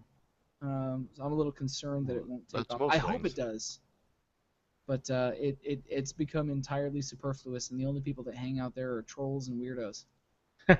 Well, I That's mean, right. like that could So that could be Gamerhead because Radio would be just fine. yeah, exactly. Uh, That's I can't help but wonder if the reason that had such a hard time working out on Steam is just because when you're on a computer you have 100 different options for managing clubs and things like that. You've got social media platforms, you've got all the various voice chat clients and so I on Yeah, there's a million places you can go. yeah on Whatever, Xbox One whatever your having flavor is. yeah, on Xbox One, having that one place as opposed to having to go off to a website like Raptor or Player.me or whatever, like those other gaming sites that are trying to do that, is Report Hub. having something, well, sure, or that, um, having one place that you can go to do that, I think will be kind of nice. But again, we'll have to see how that works out and if people yeah, actually yeah. work with it. I hope it takes off. Hey, I man. want it to be. Hey. I just don't think anybody's found the combination yet that makes that a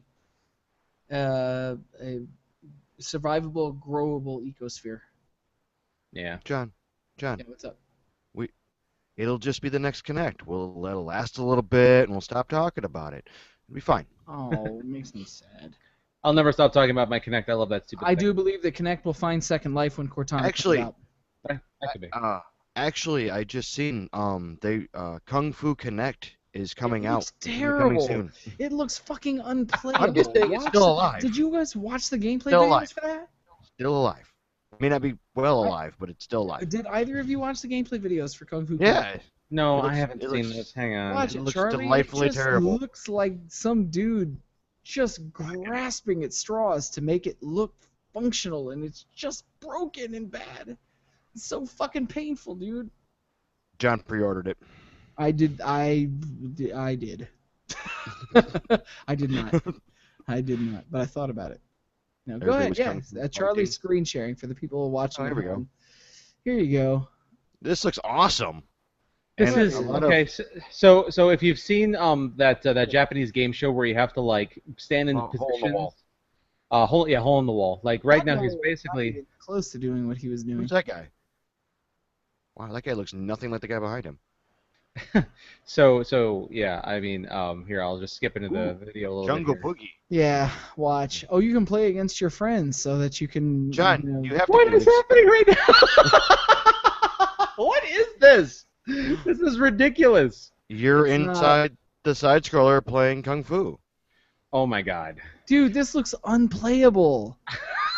This looks ridiculous. Never Audio, mind how ridiculous it audio looks. listeners, go to YouTube, Google Kung Fu Connect, K I N. Kung Fu. Well, that's how many people are going to be buying this game. Dude, there's our show title, Kung Fu. Kung Fu Connect. Oh my god. So bad, dude. Ridiculous. This looks. Oh Wow. man. Ooh, it looks like a stop motion arcade game from the 90s, dude. Okay. Oh man. Christmas for Gamerhead Radio has just been bought. I will admit though, if the three of us could play this together, I would almost be willing to play. Oh god, dude, that is Oh wow. Just Hey, all wow. I'm saying is if you guys are looking for a workout program, you can just beat the crap out of each other multiplayer. That's actually the best argument you've come up with so far. I guess so, dude, but based on how bad that gameplay footage looked, you could also get a good workout by punching yourself in the nuts until you pass out. Yeah, our Yes, list, Looks Our, painful. our viewers are saying that they're getting nauseous even watching the video. So yeah. Oh, that, nice. Yeah. Jesus, Yep, man. definitely going in Charlie and John's stocking for Christmas. Yeah. Oh, awesome. That's great. I hope it's digital only, so you can't actually do that. Madness, I'll man. figure out how to get it. Which just quick digression. If Microsoft was looking for like little features to add into the console, the ability to buy and gift somebody else content I would love that. There have been a couple It could times be, where I it'd be wish I great. could have like bought you guys something like whether it be a piece of DLC or just an actual game, cause just because I was feeling Mhm. like whatever. And I wish that was something that we could do. But That's anyways, something I always used to enjoy about Steam because I have received like on birthdays. There are a couple of friends and fans that have VU Surveillance fans that have brought me games on Steam, like Mitch Smith. Thanks, Mitch, for buying copies of the various games you've purchased for me over the years. I appreciate it. Like, I really, really wish that Microsoft and Sony would get on top of this. You have friends send you free steamers? Yeah, That's dude, I free steamers, like smoking steamers, Cleveland that's steamers, even. yeah. That's a box I wouldn't want to open. okay. Gross. Gross. So let's Uh, flush that and move on. What do we got? Gears of War. Meh. The more I think about it, the more meh I am about this game. It's I'm the fourth game. Like Well, I mean, but we're going down that road. How Fallout much? 4 is the fourth game, and that is considerably a better game than the Oh, previous ones. hold Just on. because it's okay, okay. But Fallout 4, Witcher 3, you can't. No. You can't take like a year game and put it to Gears of shoot 'em up 'em stuff 'em. Gears of shoot 'em up 'em stuff 'em. I don't think that's Yes, 4. Um, I want this game to be good. Let me be clear. I like the Gears titles. I think they're the There's a violent tendency. they're I've the noticed. no man they're the video game equivalent of like a big dumb popcorn movie. They're fun. They're entertaining, but they have all of the depth of a paper plate. They're not deep games. Anybody who tries to argue their depth or relevance is full of shit. They're not They're smart. in the Call of Duty world. They're Shoot, big. kill, I repeat. would go so far as to say that they are almost a little bit more intelligent than the Call of Duty games, personally, but barely. Um, Okay. they're Yeah, more meaningful. I'll say that. I don't know that they're more or less meaningful, but they're just different. They're just a different They have a flavor little of bit more popcorn. story. Yeah. Okay. I Um, like them. But yeah, I mean, we're at 4. This new Like, game, if this new game has, is there's any cardinal sin that it commits, it's that it does nothing new. Nothing. There's nothing in there that looks even remotely new. yeah. Looks like the same And shit. It's been long enough that there should be some innovation. the thing that irritated me the most, and I've seen several other game journalists pop up and mention this too, is that when they were doing the gameplay demo, there's this scene where they're like there's a turret on like the other side of like a chasm that's like shooting at them, and they come across like this big machine that they want to like manipulate or whatever to like get past the turret or defeat the turret or whatever, and the guy the player the player controlled character like stops and stands and is like looking at this machine, and he is in just direct line of sight view with this turret, and the AI, whether it's scripted or just whatever, like the player could have chosen to stand somewhere else, but he chose to stand right in the line of fire, and like the AI didn't bother to even think about shooting it. Like it's so I don't know what was up with that. So that makes me worry about the AI in the game, and just or worry about that their presentation was faked enough to the point where we can't really trust anything we were seeing. I don't know, but that was weird to me. Yeah, no, I mean there was a lot of that though. I mean, people talk about all the like the scripted nature of E3, and some of it's kind of silly, but they didn't. It wasn't as blatant in that presentation. There was one particular section that stood out to me, but for the most part, it was just the same shit, and I'm not sold on it. Especially after how bad I got burned by Halo 5, I'm not sold on buying another installment of X game that is relatively popular from the previous console cycle that does nothing to innovate. Nothing. Right? Yeah, exactly. Um, and then but as long as we're talking about scripted, I want to move on to one of the most exciting things and that I saw from Microsoft's presentation, and that was Sea of Thieves. Sea of Thieves, we described it previously in our news roundup, so go back and listen to that. But the more I think about it, the more if I was going to play just a story, a completely story-less multiplayer game, just having fun with you guys. The more I look at this game, the more I want to play this with you guys. That's amazing. I Looks think it like would a be ton of so fun. much fun to play this with you guys. Yeah. Do you feel like this would be fun to play together? I have no idea. Which one? This is the pirate one, the pirate ship one. Like the MMO pirate shippy type game by Rare. Did I miss something? Yes, must I have missed believe it. you did, sir. Hold on. Let me live Google something and get Yeah, caught up. you on got live this. Google. This fascinates me, Charlie, that you would have interest in this game of all like MMO type games, because I could probably name 5 that you would love to play if you played it with friends. No, and I'm sure you're right. I'm sure you would be right on all 5 counts. But the like with those games, the ones that I'm sure I would enjoy more than others are the ones that are more fun. Like Yeah. they're more about teamwork. They're more about collaboration. Like Star Trek Bridge Crew. Like, oh my God. Like, yeah, I'm jumping ahead here, but that is a presumably storyless based just multiplayer simulation game. That was clearly just made for Gamerhead Radio. That's what it was made Yeah, for seriously. Charlie, John, and Goat to play Right. together. And Yep. It's a Oh, custom I build. remember this one now. Yep. Thoughts, feelings, Yeah. emotions, I don't non-feelings. know. It kind of looks like a section of Monkey Island. That's a bad thing. How? I never liked those games. Blasphemy.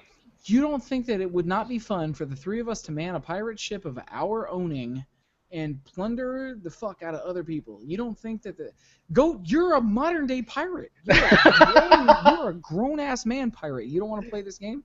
That's where I think we'd have our problems because you guys get mad when I just started murdering everything, including you guys, and taking your stuff.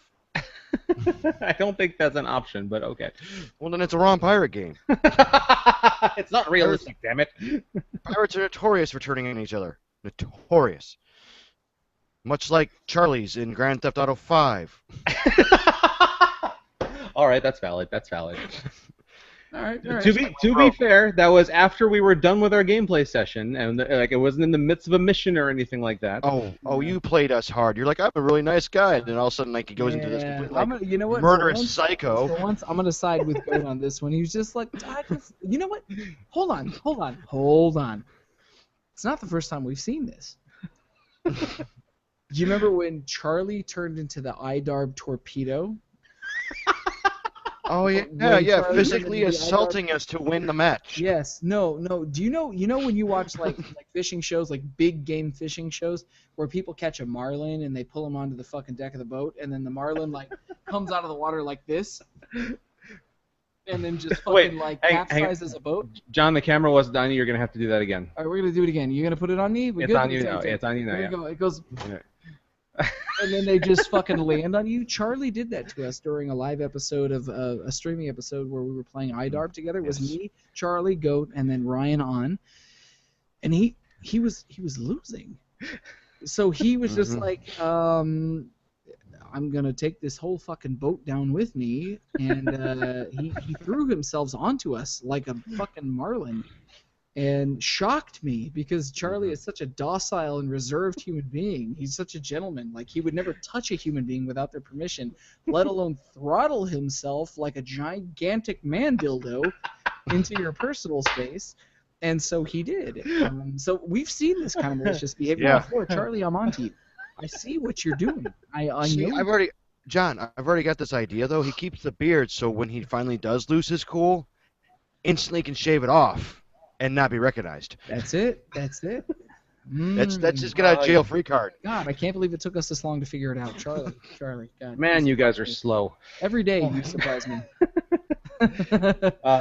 Yes, you've found out my plan. Congratulations. Um, well, where do we go from there? How about we go on to Recore? Because why not? Wow, fitting. Very fitting after Very that. little to say about Recore. I like it. Yeah. I'm optimistic about it. Yeah, I still think it's vague and they have not shown enough, but I'm optimistic. Agreed. I don't know. I'm still Scalebound, looking any for thoughts? core. I felt like Scalebound showed better last year. I don't really have much interest in it this year. I think their antagonist. I'm finally an old man, like a get off my lawn kind of old man. I don't. Finally. have Yeah, we'll go with interest. that. I don't relate to their stupid, whiny, headphones wearing protagonist, and I want to punch him in his whiny face. Psychonauts. Fair. No, man. Go Forza Anthony. Horizon 3. Yeah. Hmm? Forza Horizon 3. Go thoughts. Yes. Is this a Oh. day one purchase for you, Goat? If I get my shit together and actually get caught up, I still have to finish 5 and 6. They're getting bigger. That's the problem. Is they're getting their I know. First world problems. Oh my God, my favorite racing game is getting the size of a small island. Damn, so horrible me.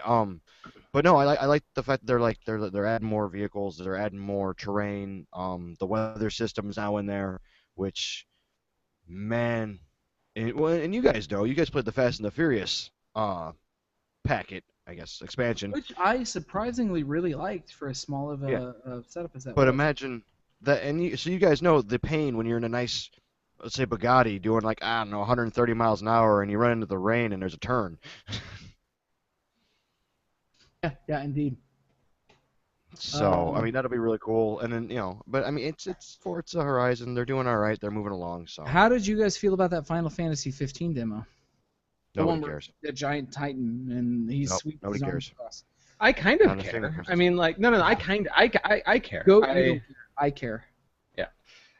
I mean, like, I desperately need, for them to make up for Final Fantasy 13. Like, that is was such a misstep on their part in the legacy of the series that I need They them. made 3 games of it.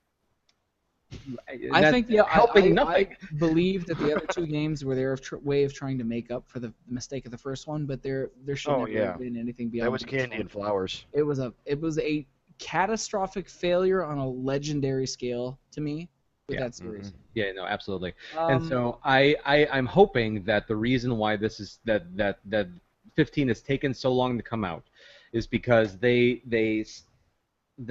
they really They're stopped scared. and like I mean, but in the best possible way because they didn't want to make a repeat of that, and so they've really taken their time with this one. Well, clearly, but I mean, like they took the extra time to look at everything that they did wrong with 13 and make sure not to make those same mistakes again. I think that's part of what's Um, taken so long to get this game out. Personally, is they're trying to yeah. make sure they don't fuck it up again. That Well, they can't demo. afford to. Have you guys watched the video for the demo? With the Titan fight? Yes. Yeah. There's one thing that bothers me unbelievably about that demo. What's that? Every time the Titan brushes his arm past, he absolutely just fucking rubs them past Noct and company in such a way that Noct would be a mustard stain on the floor, and it's bad clipping. I know that sounds really petty given the scale of this demo, but watch it, and now that I've said that, it will drive you insane. I was just like, everything about this looks top notch, really fucking expensive, super turbo, fucking awesome, except for the fact that he would be a grease stain on the floor. Drives me nuts. Yes, because Final Fantasy games are supposed to be realistic. No, Wait, they're it's not? not even that, dude. It's not even that. If you're going to go through all of the trouble of making that world look as realistic as it does, make the animation better, and if you're not going to squish him like a bug, at least make him roll when the arm hits him. At least make him roll with the fucking arm passing, and then recover from the John, roll. Don't. It's bad. John, It's bad. John. Demo, demo. Dude, no. That game is a couple of months away from release. That is not the fucking demo.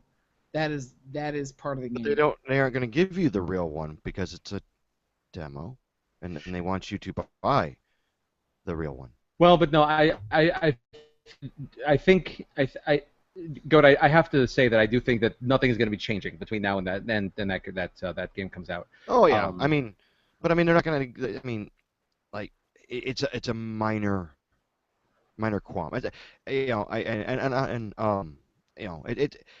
and not to pick on anybody, but it's like a Dan Lodkey kind of bitch. the like we all grew up in like an era where like in what Graphics didn't exist. well that but also in what many would consider I think the heyday of like Final Fantasy games like RPGs and stuff like that like it's Yeah, the what golden era. yeah, golden era. That is the right Yeah, term. Thank you for that. So the RPGs that we see now. I mean, looking at everything from like Lost Odyssey to like like to the modern Final Fantasy games. Good or bad as they may have been, to like even like MMORPGs, which have almost pretty much replaced standard RPGs on the shelves. I mean, like yeah. there are people who miss just that traditional turn-based simple RPG, which you can still find on like mobile platforms and little like handhelds and little things here and there. But we Well, haven't yeah, it's all the seen. Final Fantasy remakes. Well, half of them are, yes, absolutely. But we haven't seen like a proper, like, well, a traditional, I should say, a traditional like turn-based RPG like that in a big budget release on console in a very long time. And I know Oh, I there know. are a lot of I'm one of people those that miss people. that. Yeah, yeah, yeah. No, and to a I point, am one so of am those I. people. I was kind of hoping the 15 was going to be turn-based. It's very clearly not. But No, not even yeah. close.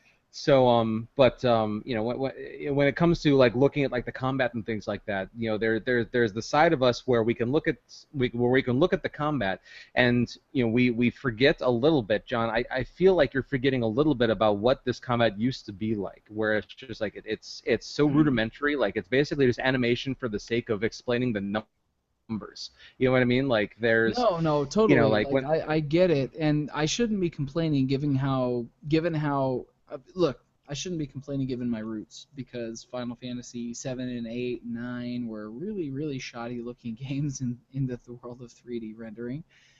But I Give it time, they'll come back out. I that it's such a silly oversight. I really shouldn't complain. It just in the moment it bothered me. Watch the video. I'm curious to see what Gamerhead Radio fans might have thought. It just looks really ridiculous. But I Yeah, it kind of digress. sounds like the old man yelling about the edging on his lawn. It's counterclockwise, not That is clockwise, if you exactly asked what me. it is like. And if you don't get off my lawn, I'm gonna keep the ball you threw on my roof. Um, Yeah, well, you're gonna have a little landmine to go with that ball. I don't know what that means. I'm terrified. it's Does anybody care about Tekken 7 besides maybe me? nope. No, didn't think so. Halo Wars 2, Goat, you liked it. The Yeah, it demo. was good. The demo was fun. Demo was fun, but Sterling, Well, any it takes me back interest? to my Warcraft days. you just reminded me that demo was a thing. Hopefully that'll still be available when we get off the air tonight. I'm gonna go try and You're check gonna it out. download Halo Wars It's 2. fun. I'm gonna download It's Doom. good. I already have it on my console. I just need to play it. Is there multiplayer in the demo? I don't think so. It's very demo like. Here it is. Look at it. Okay, bye. If there is multiplayer, I don't know if you guys are free when we get off of this, but I would love to try it out with you guys. But moving on. Yeah, sure. Fuck it, guys. Let's see. Division update, meh. Limbo being free right now is pretty cool, although I'm sure pretty much most people have it already because I think it's been a free Games with Gold and PlayStation Plus game and everything. But Inside, Multiple times. yeah, Inside, I'm very much looking forward to in a few weeks. John, you were really excited about State of Decay 2.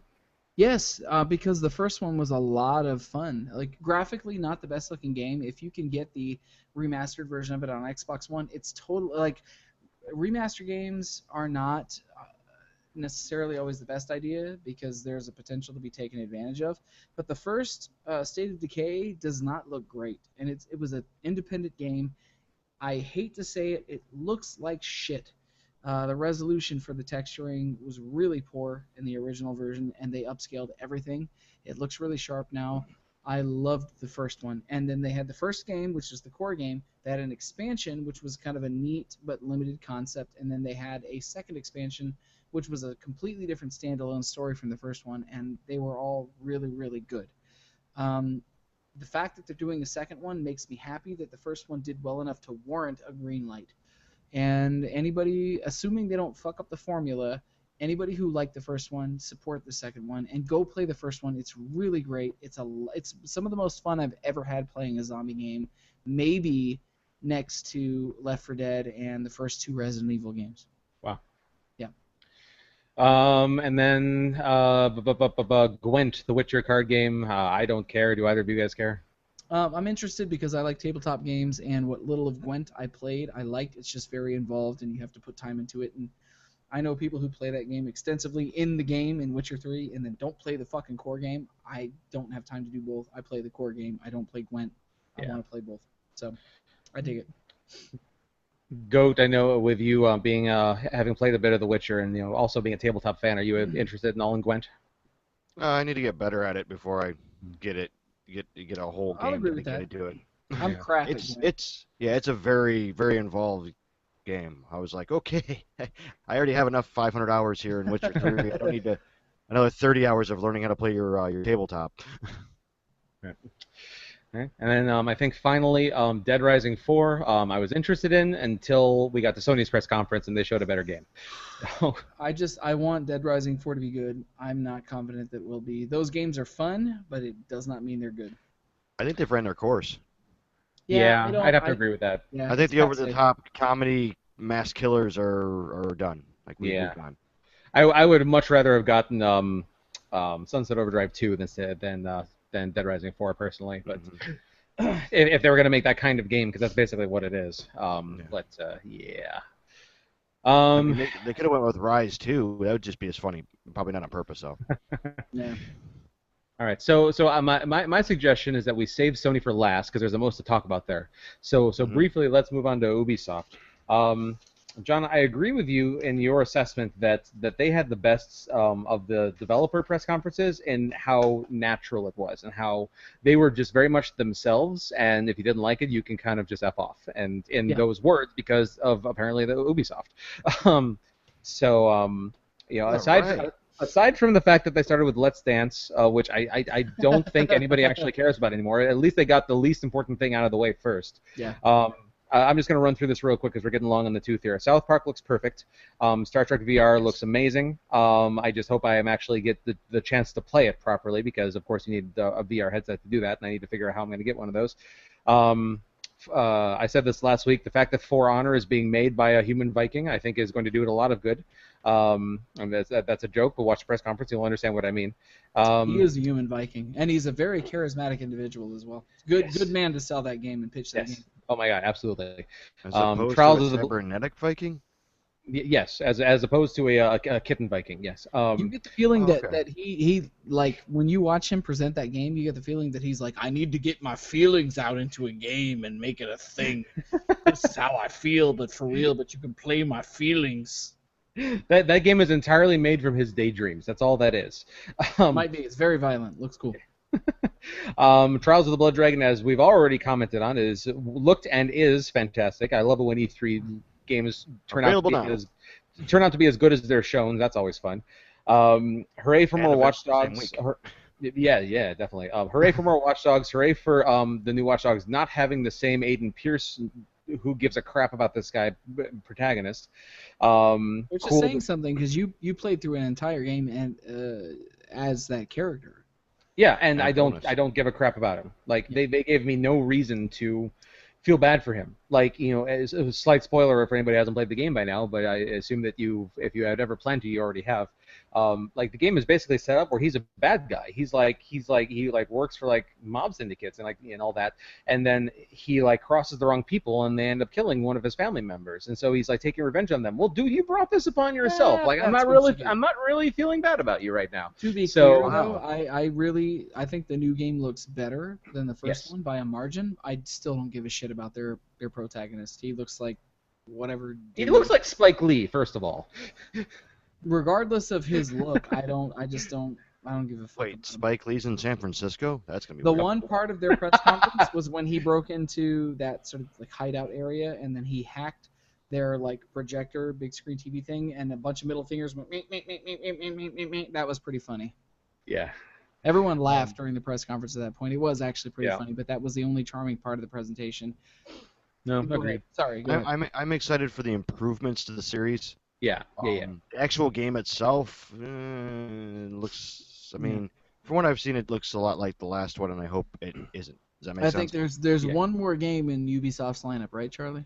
Well, there's Steep, is I think what you're referring to, and that's of course the giant mountain range. Any extreme sport that it involves mountains you can do on this thing in multiplayer, big open world style, and I just don't care. Do not care at all.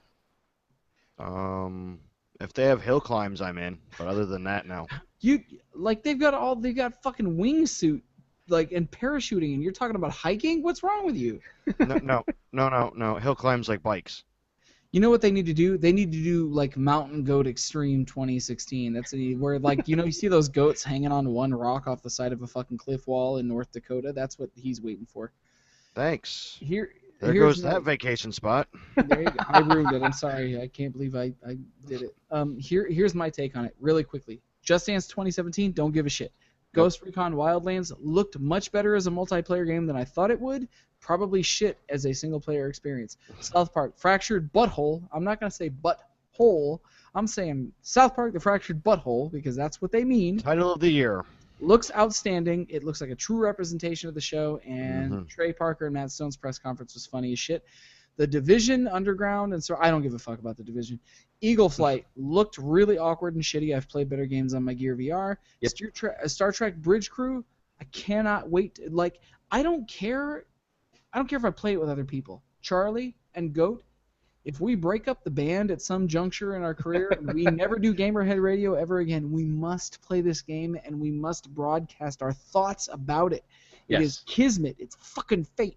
Let's Yes. do it. I think we'd have a pretty good crew. Yes, We could probably esport this game. Okay, really quick. Charlie, Yes. what post would you take? What post would I take? Yes. I would. I mean, I don't. Science officer. I'll just knee-jerk Go. reaction. What? Goat, what post on the fucking bridge would you take? Oh, tactical, of course. Well, I guess that would make me the captain. What a douchebag I am. All right, let's move on. Don't agree with me, Charlie. What's wrong with you? I thought you were my friend. That's fitting though. If everybody listens to this show, the biggest bag of air is in charge. I know. Then somewhere Songbird is agreeing with you guys, going, "Yes, he is a douchebag." For honor, please God, I hope we don't get an email next week with Songbird going, "Yes, you know he is rather a douchebag and a bag of hot air and all that other crap." I love you, Songbird. Why do you hate me? For honor, I think I you like discovered For that. Honor. I think it looks really cool. I don't really know how much is there besides like let's just wanton like slaughter bases full of people depending on what perspective you play. Trials of the Blood Dragon, I've gotten ringing endorsements. I must play it. Grow Up looked awkward as fuck. It's the only thing in their press conference that looked really creepy and weird. I have no interest in it. Watch Dogs 2, I think will be. Did you guys watch that Ubisoft Scales Down video I posted in the Players Club? That is an entire other episode into of itself. But yes, I did watch Let's that. talk about that as a feature coming up. Why don't we? Yeah. I think that Watch Dogs 2 will suffer from this same problem because I think it is a systemic problem in Ubisoft where they downscale games. They show them as one thing and they sell them as something different. I'm not buying it. I'm not going to get it. If I do, Yeah, it'll be no. after it's used and Abused and free on games with gold. there you go. Agreed. Much like fucking The Crew. Yep. And Steep, oddly enough, I don't care about Steep on its own. I would play Steep with you guys. I would play Steep with other people that I know. If I could get people that I know to play that game with me, I would play it because I would like to watch my friends crash into a fucking sidewall while, wingsuit jumping Look, or skiing. I've or already doing talked something about my. This brings me back to my lack of parachuting ability in GTA 5. I feel as though we've just learned something about how John considers us as friends right now. It's just like all I want to do is watch you guys smash into the side of a mountain. Like, Says oh, the man okay. who shot us to death after we were done playing in Grand Theft Auto 5. Says Torpedo Charlie. You're nothing, Charles. All right, I guess I've earned that. Yeah, this is Charlie. I'm gonna start calling Charlie episode 8 because he is the rogue of the gaming world.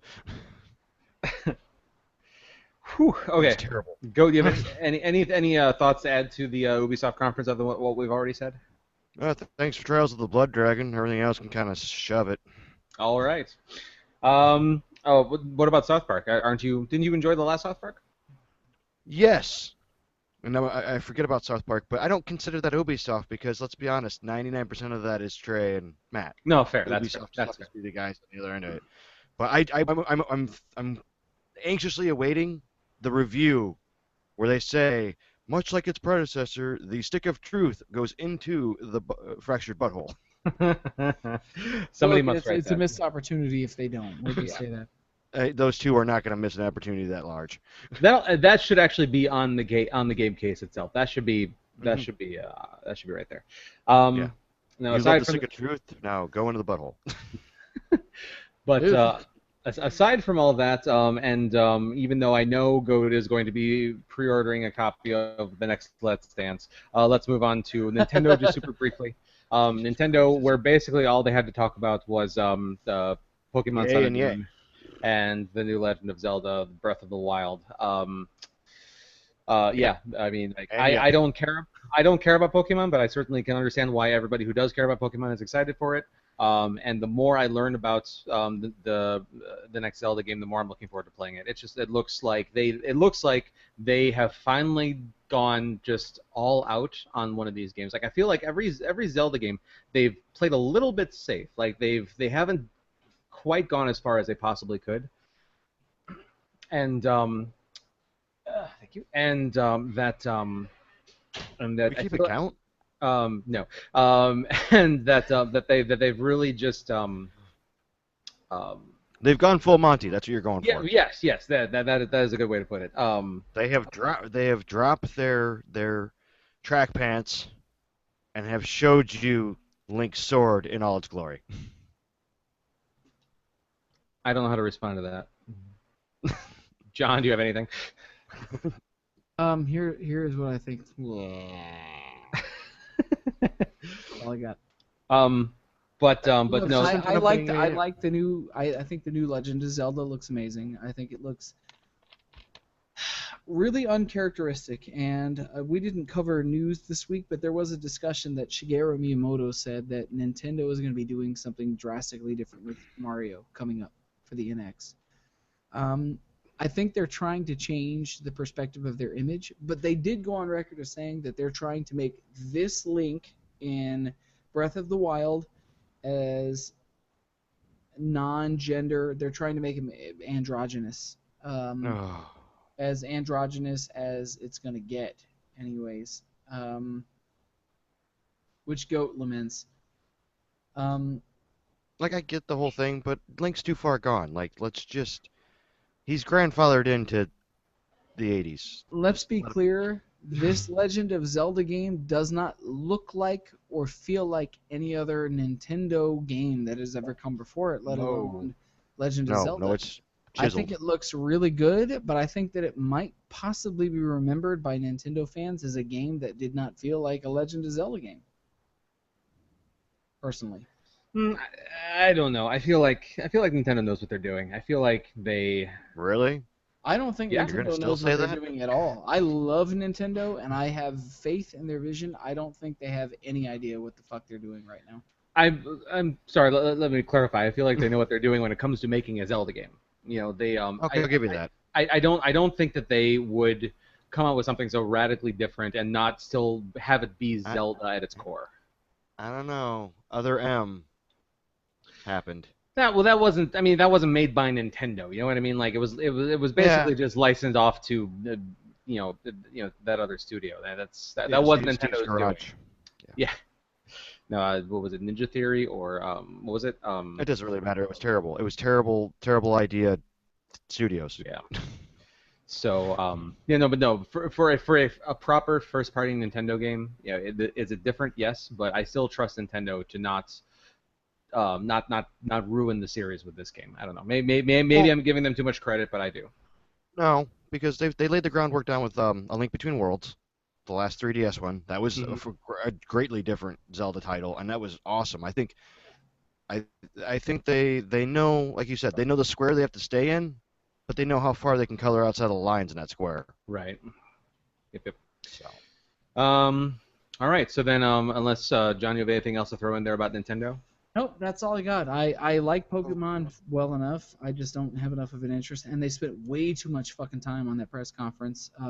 Zelda looks amazing. I'm excited for it regardless of what they do for it because I think that they're trying to take risks, which is what Nintendo has needed to do for a long time. Okay. So and because we're running long, I feel like we should also just rapid fire through the Sony stuff, not to do them any less credit than we gave to the other companies that we spent more time on, but we also don't want this to be like a 2.5 hour episode, which is what we're approaching here. So, Sony, we've already got one of those in the bag. yeah, let's not do another. So first of all, we can't not mention Gears of War, God of War. What? Wait, hold on. What'd you say? Gears of War's coming to PlayStation? I know Oh it's my God, amazing. break the internet. Can't help but feel as though you've made a grave mistake.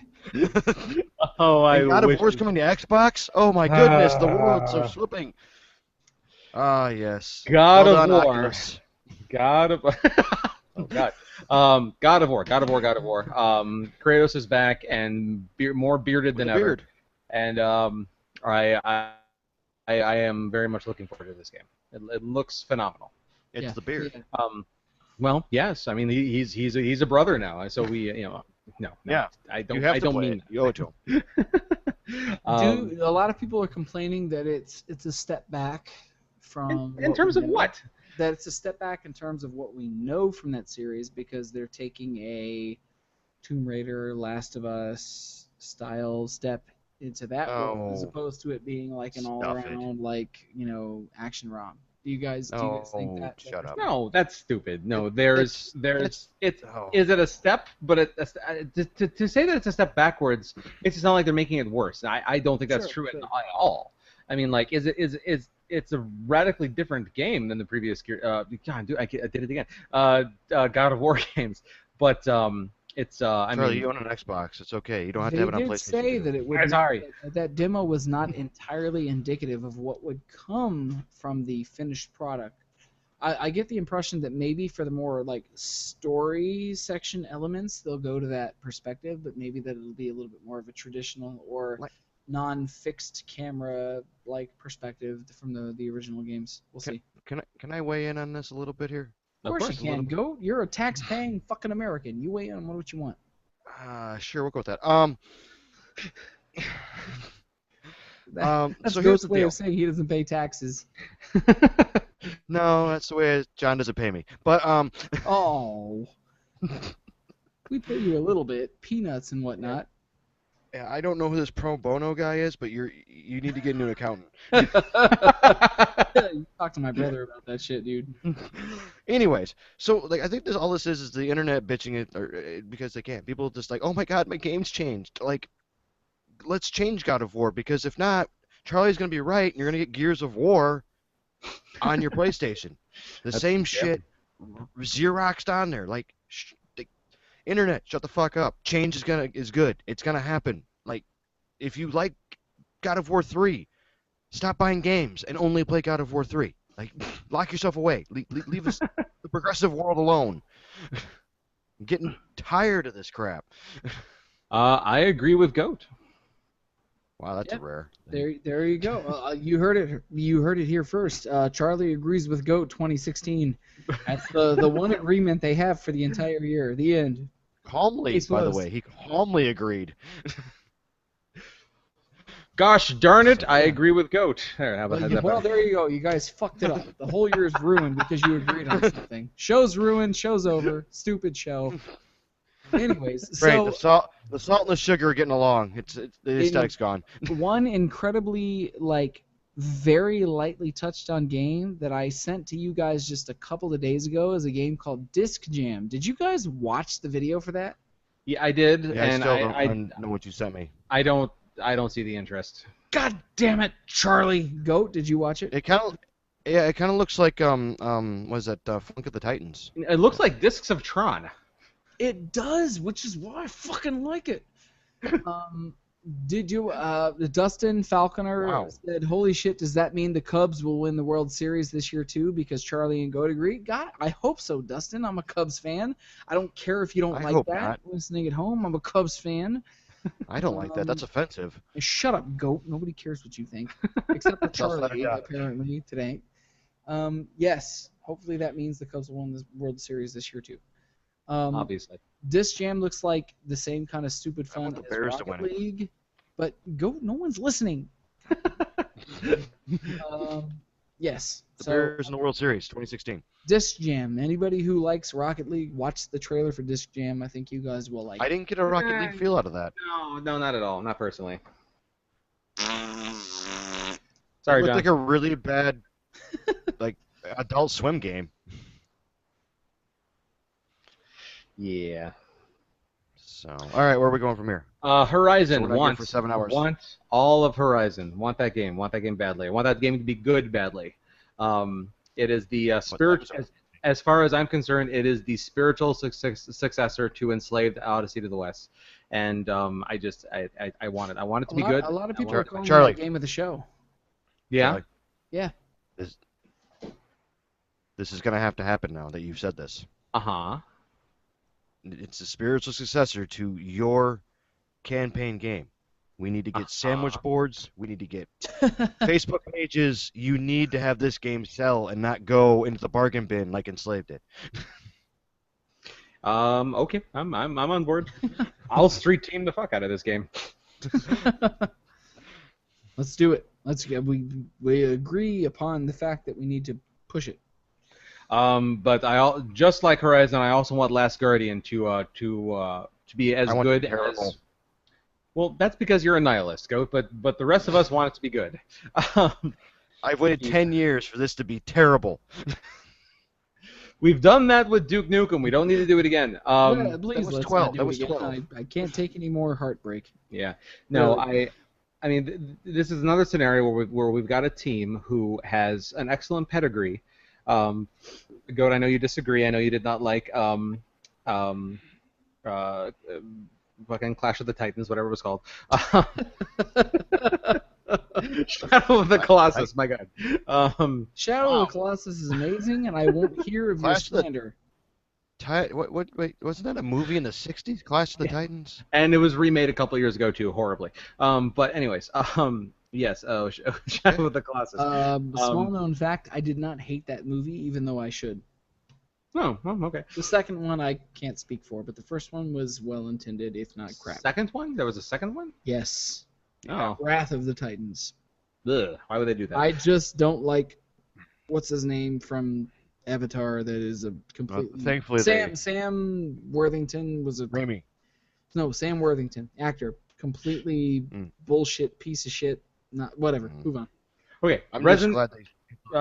Let's fire through these here. Resident Evil 7. I have absolutely zero desire to play that.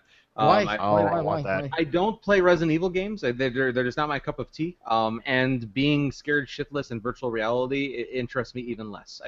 There's no interest at all. Charlie, that would be shit full.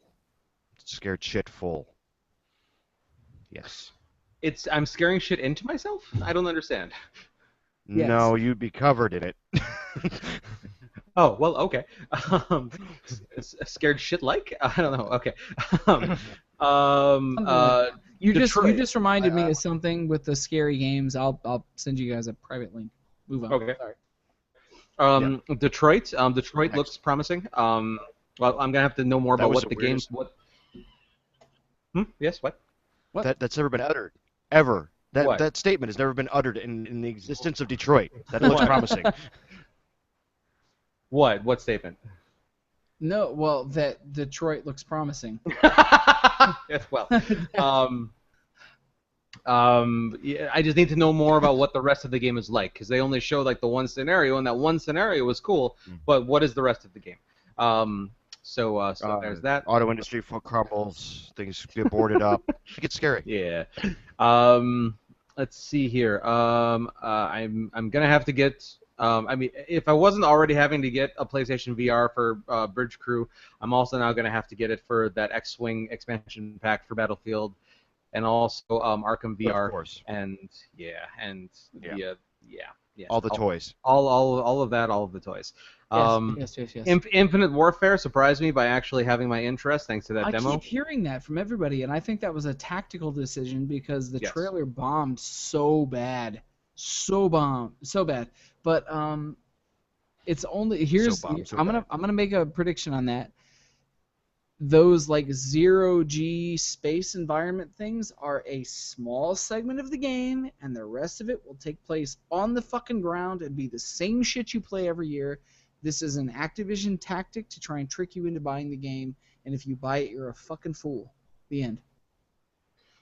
Well, let's wait for the game to actually come out before we make that decision. But just in general, you're probably right. Death Strands. I can't even. Stranded. Can't even read my own handwriting. Typical Kojima. Typical like what we saw in that trailer has us talking, has us interested. Probably will have very little to do with the actual game when it comes out. It's going to be a couch-moving sim. Yeah, probably. And the fact that that the next Spider-Man game is going to be an exclusive to PS4, I feel like is a direct response to the Tomb Raider situation with it being an Xbox One exclusive. At least that's my knee-jerk reaction. But But just far less because people care about Spider-Man. I don't know that that's true. With with Mm, with go with ahead. how big just Marvel movies are right now, and with Oh, Spider. I keep forgetting the Marvel craze is up right now. Yeah. Yeah, but people always like Spider-Man. I think that people were really disappointed with that last round of Mark Webb Spider-Man movies.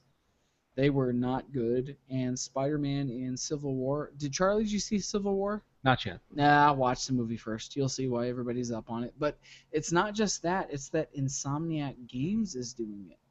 They're a really charming, well-to-do studio, and I think that they're going to Isn't be that who did very. Tony Hawk?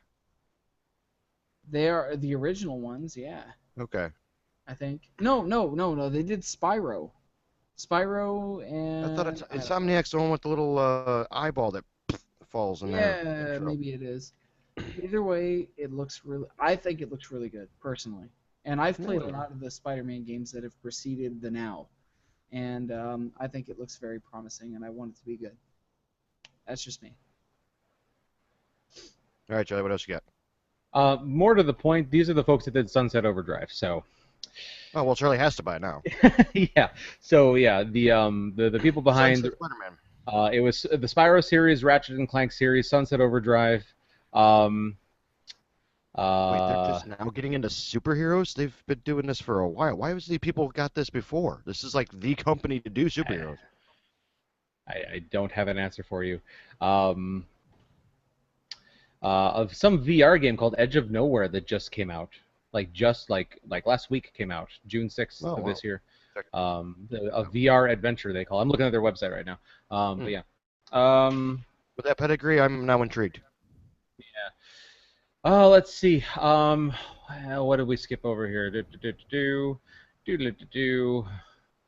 I Everything. think. So I guess the last thing and the last thing that they showed, which I alluded to previously when I mentioned that Dead Rising 4 I was interested until Sony showed a better game, is Days Gone. Days Gone, if you haven't watched the video for this, do so because they have taken the bar of like a couple games have done this over the years where they've said like, okay, we're gonna put so many like enemies on screen at once, it's going to be impressive as how many you see on screen, and like the AI and just the way that they work and everything. They have taken this bar to like a whole new level. I know that that's such a cliche to say, but I mean like, I don't have a better way of putting it. Like the number of enemies the number of like zombies that they have running at you at once, and with the way that they interact with each other, with the way that they like fall over each other trying to get to you, it is mind-boggling to think that this is a video game being played on the PlayStation 4. It looks so good.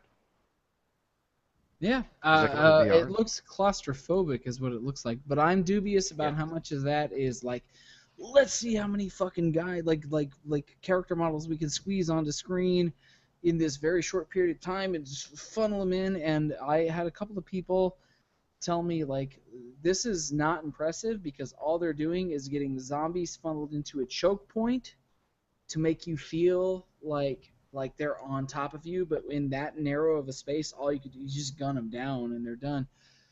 I want that game to be good. I hope it's good.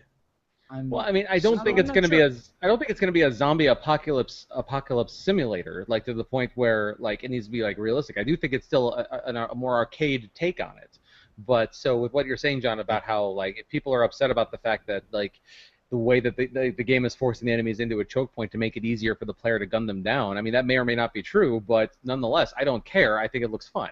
So I don't know. Maybe that's me. I don't I, know. Yeah, I seem I'm kind of intrigued by the idea of a zombie mosh pit. So with guns. And then I guess finally, the last thing that we can mention from Sony is that they're bringing back Crash Bandicoot. After all these years, they are remastering his old games to the PS4, and I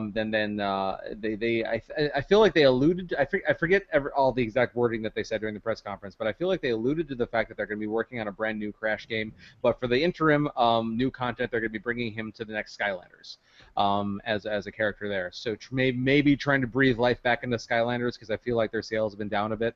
But probably as a I think that whole collectible figurine game fad might be on its way out. I heard that Disney Infinity was canceled. That's kind of crazy. Yeah, Um, you missed that while you were gone. Yeah, maybe that's where I heard it. Maybe right here on Gamerhead Radio. Um, I believe that I actually talked about it like about 4 maybe 5 Yeah, weeks ago. Yeah. yeah. No, I do think it was on yeah, one of the we episodes covered that it. I missed, but I still listen to them. So yeah. But yeah. So I mean, You the can fact check that it up on us. It's all right. well, yeah, got to make sure the place isn't burning down. But no, but I mean, so with that being on its way out, I'm not at all surprised that they're trying to breathe new life back into the series and bringing Crash into it. And I'm not sure how effective a way that's going to be. I'm not sure how many people that are playing Skylanders has any idea who Crash Bandicoot is. Well, But see, Charlie, we covered this theory of mine, and it'll okay. work out really well because the parents will buy the new or the new Skylanders for the kid and just take the Crash for themselves and put it in their Oh, right, collectibles. right, right, right. Which, hey, if it works, it works. Great. But I think Yeah, that's pretty. whatever. Hey, that's Aside from then showing off a little bit of Star Wars, Lego Star Wars 7, but that's cross-platform. I think that's pretty much everything that and that they covered. we really don't Um, need to cover Lego games anymore. yeah. So all that being said, gentlemen, I'm gonna look and see real quick if we got any responses to our belated mailbag question here. Let's I don't see. think we did. We got at least one from Mr. Live Facebooking, live Facebook. We got at least one from Mr. Dan Hockey, and we asked our mailbag question this week was basically in regards to E3 2016, who won, who lost, and what surprised. And Dan Hockey said Sony won Best Show, Nintendo won Best Game. Um, Gentlemen, do you agree with that statement? What was it? Sony won Best Show. Who won Best Game? Nintendo with Legend of Zelda, I presume. Um, Really? I'm gonna disagree that Okay. they won Best Wow. E3 with Legend of Zelda. I think there was enough. I think there was enough interesting stuff at Sony's press conference that I think that, in a way that maybe we've never seen, at least at E3, I think that Nintendo's press conference and the Treehouse got completely swept under the rug. I watched it, I enjoyed it, but I don't think they even charted this year. I think the PC gaming show charted higher than Nintendo this year because they made it really hard to find that press conference. Well, they didn't even have a press conference. They had a bunch Well, of people it, sitting around in their treehouse talking. Treehouse Live, but even still, when I went and I Googled E3 2016 Nintendo Treehouse, I could not find their fucking stream. I started their stream almost 5 minutes late because I couldn't find it on YouTube. Yeah. I think they kind of wanted to be a non-presence, personally. I could see that. I mean, they had Um, two things. They really didn't need to be a presence. Just hey, here's these two things later. yeah. So, do you guys think that when they actually are ready to show off their new console, they might come back to just E3 for that purpose and just show off the console to the developers, or do you think that they won't even do I that? think they'll go TGS. I think it'll be at TGS? TGS. I'm Okay, gonna say TGS for that sure. makes sense. That Yeah. makes sense. They're definitely Um, bringing it back home and hiding. so in your guys' opinion, who won E3? Um, I think that here's what I'll say. A lot of people were bashing Microsoft's press conference. I don't think there was anything wrong with their press conference. I just think that they didn't really have anything significant to show. Their press conference was fine. It was predictably corporate and slick, but not bad. I think if you really had to base it on general hype and how excited people were, I think Sony's press conference was probably the more popular of the lot. Um, but Sony has the same problem that Ubisoft has, which is that they show titles that are 2 and 3 years away from seeing release, and so those games could be anything by the time they release. True. That's really a big problem with the way they do things with Sony. It was classy though, and I appreciated the live orchestra a lot. So that I'm gonna say Sony won, but not for the reasons that a lot of people might say. Okay, go. Um, well, I'm gonna go on the weird one and say nobody won E3 because it was a very lackluster, very unsurprising, unexciting show this year. You think Almost so, really? everything, all the AAA stuff we see coming. Hell, half of it was leaked out the day before it was in the press conference. Huh. Like, it was Okay. just meh. Like there was no, no like Did the big you? stuff had already been announced and shit like that, and it's just whatever. Here's the thing, Goat. Now, disclaimer for the viewers and listeners. Goat, you did not actually watch any of the press conferences. You were just reading up on them after the fact, correct? I caught up a little bit in the last couple of days, so I, I, I've watched the big three stuff like that. okay. I can't help but wonder if you would have a different opinion if you had actually watched them, like, fully and in order, because that Sony press conference was something to behold. Like Well, no, they it put was on good. such a good show. Like they did, as far as I'm concerned, they pretty much did everything right. I mean, like with having the live orchestra there doing all the music through all the game demos and everything. I mean, that was a completely And unnecessary and beautiful touch. but my thing is I don't look at it. I never, and you know me, I've never looked at it like that. That's just production. Of course, you're gonna have production. You're gonna try to wow the people with all the crap that has nothing to do while you're Well, there. but that's what we're talking about, though. Like who But see, who won E3 is who put on the best show. Like who see, and captured the I guess minds I and attention of gamers the most. I guess I focus more on the attention of the actual excitement of shit that like the left field and the wow factor of the actual releases. Okay, all right, that's fair. The fact that you have fireworks, three midgets, and an orchestra, I don't care. The fact that you announce I don't know something crazy like like if the Last Guardian or something like that the huge left turns where like nobody's seen that coming. Like if Microsoft was like, oh hey, by the way, we're making a brand new Conquer, that kind of thing. Yeah. Well, I don't know. I feel like again, like I keep coming back to Sony. Like the fact that they're bringing back God of War in a completely, I said it right, in a completely new format. I mean, like with Death Stranding. I mean, like we've never seen Yeah, anything like that before. I mean, like bringing Kojima back on stage in the fashion that they did was nothing short of epic. The way that they surprised us all with a Resident Evil 7 announcement. I mean, nobody knew that's what that was. Uh, oh yeah. I mean, Probably. I mean, the Horizon. I mean, we knew about it, but I mean, like the way it demoed beautifully. I don't know. I feel I just if you can't tell, I feel like Sony absolutely won E3. They Yeah. like everything that they did was perfect. I mean, the only minor weird thing that they had was that grow up game, which I don't have any Yeah. attachment to the original, so I don't get it. And I think John, you're on the same page as me there, where it's just like I don't know what this is. I don't know how I'm supposed to feel about this. But yeah, but for the most part, like the way one of the biggest problems with these press conferences is that they're often so talky. Like they'll get up there, like for example, like I know like E3 and like is sort of like its own thing, but like I've watched a ton of like Apple press conferences and Microsoft and Google, like where they come out there announcing their new hardware and stuff like that. And for the first 20 minutes of every press conference, it used to be a joke where you could like for people who are like covering these things and paying attention, it's just like, oh, the new Apple press conference starts at 2, but I don't have to tune in until 2:30 because for the first 20 or 30 minutes, all they're going to do is talk about their sales numbers for the last year. I yeah, mean, yeah. so the fact that and Microsoft did that a little bit just in terms of talking about like their like some of the console features and things like that, which is good, but Sony was just rapid fire, constant. Here's a thing, and here's a thing, and here's a thing, and here's a thing. Like the speed and the just just the level of excitement that they managed to maintain through their entire press Well, conference. the pace The, of it was right on. that's what We're I'm here to show saying. you. Yeah, we're here to show you games. Here's the games. That's There's what no I'm saying. bullshit. Yeah, Yeah, yeah, yeah. I will agree with Absolutely. you on that. They There, won. there, They won there's E3 that way. this disconnect in the. It's unfortunate for our age group because we got to grow up in the golden age of gaming where there was not a bunch of like corporate manhandling on the things that we grew up playing. I mean, there I'm sure there was to a degree, but not to the extent that we're seeing now, where it's fucking portfolios. That shit just makes me like grind my teeth, like I'm chewing on tinfoil. Um, And we there's enjoy your this, portfolio of music. there's a shut up, goat. God damn it, goat. There's this thing that happens where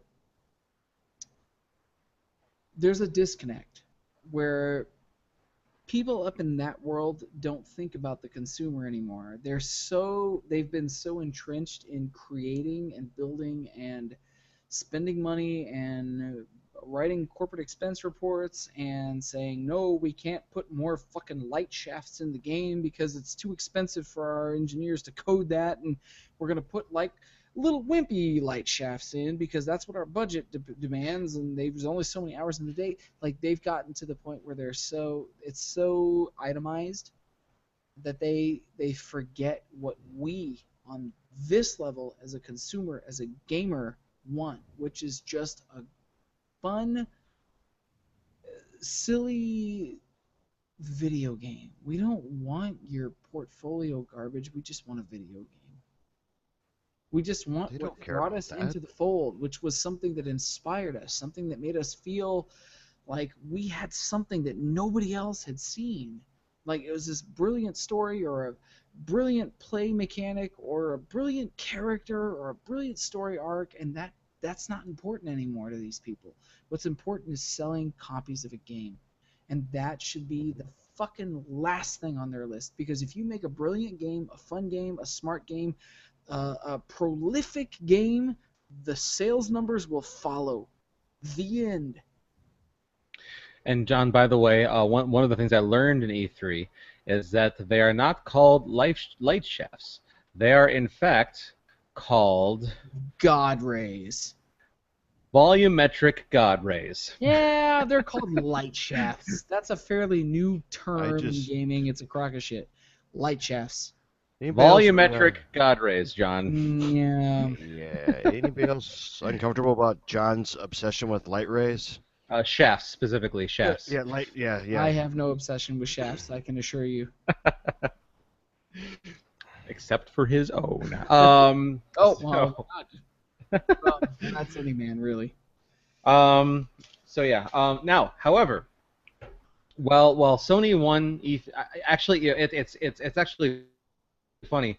Um, what Dan Hockey said is exactly my opinion on the matter, and I feel like Sony had absolute best presentation, in terms of press conferences, in terms of overall just everything, but with the way that Nintendo puts so much focus and so much energy into pretty much just talking about the new Legend of Zelda game, and also from what I hear from the show floor, there were more lines and the wait was longer to play Zelda than like any other game, like by a Yeah, country I mile. believe that. I believe that. So I mean, But it's Zelda.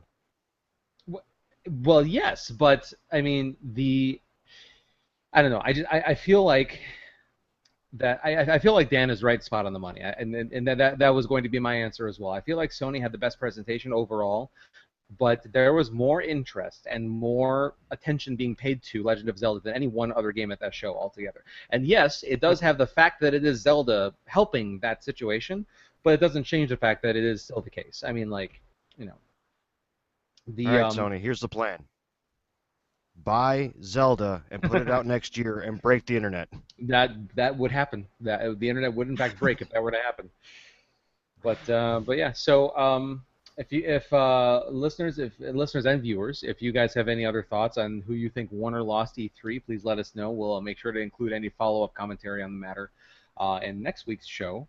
Yeah, that's I think that pretty much concludes our reflections on E3 2016, gentlemen. Unless there's anything that we missed that you wanted to talk about. I don't know. I think we did a pretty good job of spending 2+ hours talking to people about what we thought about E3. Now, I re- let's see if anybody cares about it. that is the key, isn't it? So yeah, so super briefly, John and Goat, you guys have an event coming up that I think we already talked about, and that I'll give you a chance to talk about it one more time. That is going to be the finally get a chance to talk about and show off the fruits of the last several months of your lives here. Oh yeah. Go, you start first, man. Well, you want me to do the House of Blues, or do you want which one do you want to do? Talk Project Phoenix, man. Oh, Phoenix. What? Oh, that thing. I forgot about the. Yes, that thing that you sent me a demo Yeah, for what- earlier. Yeah. Oh, you want me to talk about that? Do you? No, I want you to talk about your thing. My thing in regards to your thing is not important. It makes it sound like we're touching penises. It's Yeah, not. I was just saying. Let's move on from the docking conversation on air. Dude, gnarly. So That's not what's happening behind the curtain. John's been docking me for years, and it's been in public eye. But Codename Phoenix is really close to having a new album out. Like so painfully close. We're just trying to get everybody's schedules in the same place to get things done. I'm gonna say tentatively, like fingers crossed, Yeah, yeah. mid-July, mid-July. Okay. He Don't says hold me with a to that. shrug. Yeah. Is there I don't know if you can say or not, but Mhm. do you guys have a release show planned here for this album? No, no, No. we're straight studio. We're gonna dump this on the internet for you guys to buy it out whatever price you want, and then we're gonna go right back into the studio and make you another one. I'm you're not going to be playing shows? I'm confused. Well, we will. We're not actively looking for them. Oh, Yeah, all we're right. doing a whole weird thing here. Okay. It's All right, cool. it's prog metal, man. We play by our own rules. Okay. Then John, let's talk about your thing. How long is it, and when do we get to see it? Whoa, It's at least good 7 inches Lord, long. that's a lie. That is a lie. Oh, how the I've fuck do you know? You've never seen I've my been cock. I've been in your backstage. That sounded worse. Oh, that you made it worse. You made it far worse. Oh Oh God, this man. went better than I could have ever possibly hoped. The one time you're not in the crosshairs, Charlie. You're also really blurry. That's Yeah, really Hey, you're out of my camera, focus. my camera just fell out of focus. Yeah, there we go. yeah, it was. Okay, I was like, I think we're getting drunk as he is via the camera. Um, and so here's the thing. I talked about it at the beginning of the show. VS Villains is playing House of Blues on Saturday, July 2nd. It's a headlining show. Um, we're going to Be be there. playing with El Famous. We're going to be playing with Sky Machine. Really, this is one of the better unsigned independent local shows you're going to see in Chicagoland for some time to come. If you don't come out, um, you've got a giant hemorrhoid in the center of your forehead. You're a butt head. Um, That's a nice. and it's not nice. The tickets are $10.50. That includes the shipping cost. If you want it shipped to you, if not, you can pay exactly $10. The 50 cents is for the shipping cost. You can pay $10 and we will ship it to you, but that only has like another 5 days, and then we cut off shipping to make sure your tickets get to you on time. If you don't get one shipped, you will have it at will call. We're doing new costumes. We're doing a new live show with set pieces and props John's designed gonna get murdered. partially by Goat and Company. We are featuring a new drummer who's going to be a brand new villain named Davros Black, Mr. Mike Prost. He's a really fucking talented guy. Nick and I have known him for like 15 years. He's actually played in bands that were bigger than VH Villain, so he knows what he's doing. He's a Cover really, bands, really all cool cover dude. bands. Bullshit. Bullshit. Total bullshit. The Hey, guy John. he No. played at the Playboy Mansion. He knows what he's doing. What's up? John, real quick, can you just let Megan know she looks fantastic? She was just doing her hair in the mirror behind you. That's good. Megan, Charlie says you look fantastic because you were You doing also look like you're your gonna hair in the murder him. mirror behind him. Now I'm gonna have to beat up Charlie, and I'm gonna have to tell his wife he was hitting on you. You got your own wife, Charlie. Fuck off. She does look fantastic. Charlie was looking at your butt. That's what he's saying. It's hard to miss. I did not say that. I did not say that. It's okay. I understand what you're I saying. have I have internet proof that I did not say that. Mine, Charlie, mine. Anyways, so that's it. We're doing it'll be July 2nd, House of Blues.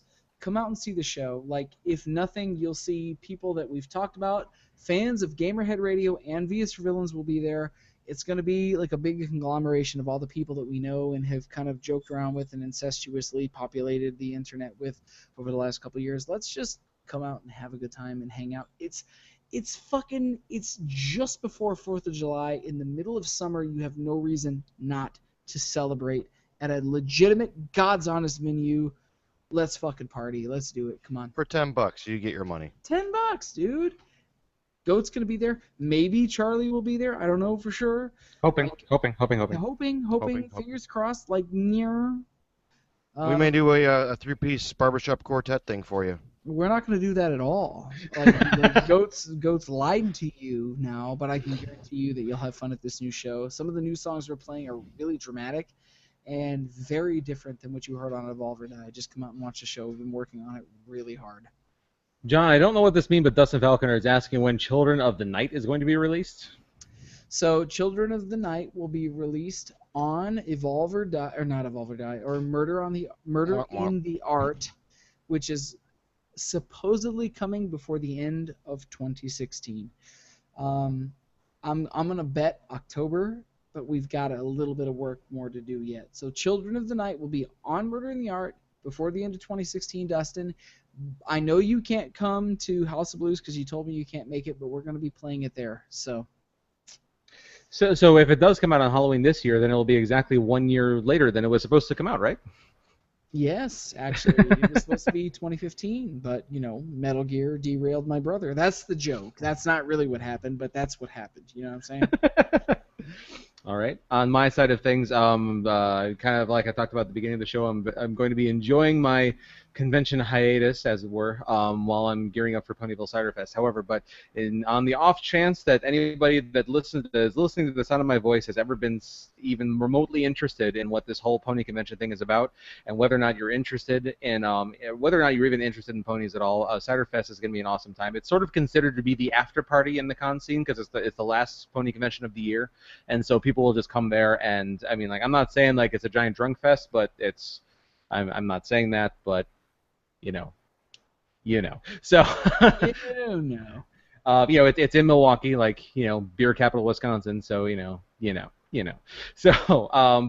yeah, It's called Cider Fest. yeah. But no, volunteer applications, staff applications, registration, all that is open right now on the website. So yeah, it's going to be a good time. It's going to be Halloween weekend too. So for the first time, normally we're in like mid to late November. Due to venue availability, we had to switch it up. And we had to go with Halloween weekend this year. But so while on the downside on the art and production side of things, I have to get all new art with all of our characters in like various Halloween costumes. Oh, sad. But on the upside, we're gonna be able to do some really fun things with Halloween themed events and whatnot. So it should be a good time. So Milwaukee, Wisconsin, October 28th through 30th. It's going to be good. But aside from that, thank you very much for hanging out with us on both this and the last extended episodes of our E3 2016 coverage. I know that they've been a bit long-winded, but hopefully chock full of content for your video gaming ears. I've been told informative. That's what I've been told by a couple of people. So perfect. That's what we're going for. I mean, considering that we managed to pack about, I think, 8 hours of press conference down into 2, I think that's pretty effective. Yeah, I think we're helping them out. Yep. So with all that being said, we will discuss off air and figure out what our mailbag topic is going to be for our show next week. So pay attention to the social media to find out what that's going to be.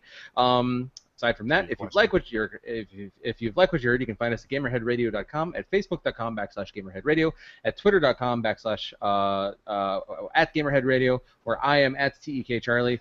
John is at the Fallon Flynn, and Goat is at Sir Goatsworth. What Goat? You just pulled a John. I did. What's a John? Yeah. Huh? The Easter egg. Not from the news show, but the previous show. Oh yeah, fair. You totally forgot what our name was. Where you flubba-dub-dubbed?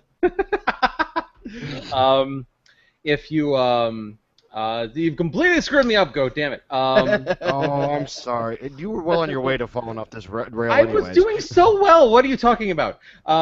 We just went through Twitter. Pick up a Twitter podcast. No, did you do that part yet? This is such a routine. I've got to get myself. You can email us at editors@gamerheadradio.com or call and leave us a voicemail at 94926gamer. I am beyond upset that we do not have a voicemail from Danny Mackler with him talking about Trials of the Blood Dragon. What the hell, Danny? You can download the official Gamerhead Radio app on Google Play on Android platforms, or subscribe on iTunes, Stitcher Radio, SoundCloud, YouTube, Twitch, or with your podcast downloader of choice. Once again, thank you very much for listening, watching, participating, commenting, everything that's been happening with everything with this episode. You're all beautiful, amazing people, except for you and you know who I'm talking about. Gamerhead Radio, episode 173. Thank you very much for watching and listening. All of you have a good night. That was John. That was me. Okay, lead in. John, you just gotta. Depends. Yeah. Hold on. We were laughing about something a little bit ago. What was it? Kung Fu Connect. What was it called? It was literally called Kung Fu Connect. Kung Fu. Oh. Yeah, we were calling it Kung Fu Connect. Today on Gamerhead Radio, the Kung Fu, the Kung Fast, and the Kung Furious. Whoa, hang on. That's a lot of coming in various I speeds. said Kung, not cum. Uh, Stupid. It didn't Let's not sound get like crazy. I No, don't it know if I seriously believe sounded like you. it sounded like you said tallywhacker in a way.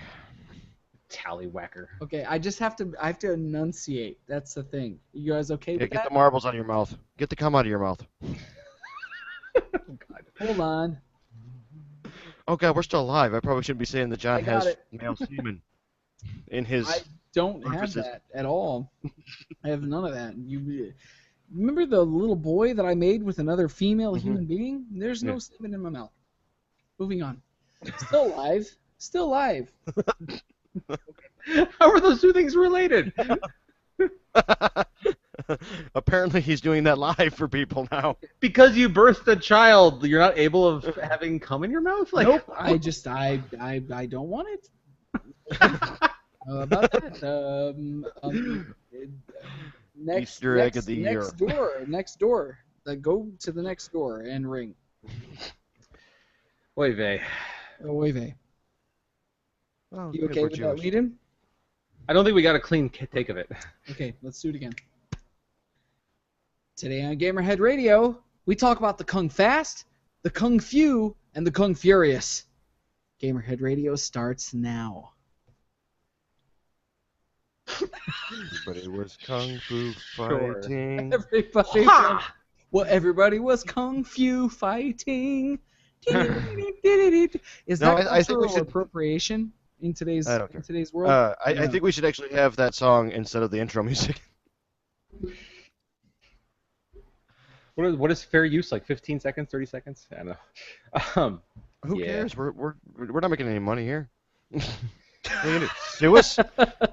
That's true. God Here's damn video game poor people. Yeah, here's my Hey, pocket lint and a middle law- finger. A lawsuit may be the best press we've gotten in a while. So, Yeah, we could do speaking- that. We should be craziness. Speaking of press, John, did you happen to look into getting us anime Midwest passes at all? I'm still working on it. Okay. Soon. When is that show? When is that con? July 8th, I think. Let me look. Yes, that's well. We're playing the 8th, so it's 8 through the 10.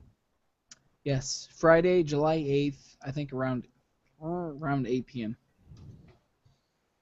If you don't make it to House of Blues, you'll at least go to that show. But we actually need people at House of Blues because Anime Midwest does not count or consider our head count, even though we bring people to that show. House of Blues is like militant about that shit. So We're still alive, just so you know. I know. I have no problem with saying that. Viewers who are Vs for Villains fans that are Gamehead Radio fans, come to the House of Blues show because House of Blues is like insanely anal retentive about their draw. And if you don't bring people or what they consider to be a serviceable amount of people, they get crabby, like a toddler crabby. So please come to the House of Blues show. It would be nice. All right. Okay. Yay! Well, is there a reason we're still alive? No. Nope. No reason. All right. To the 0 viewers that are still watching, good night.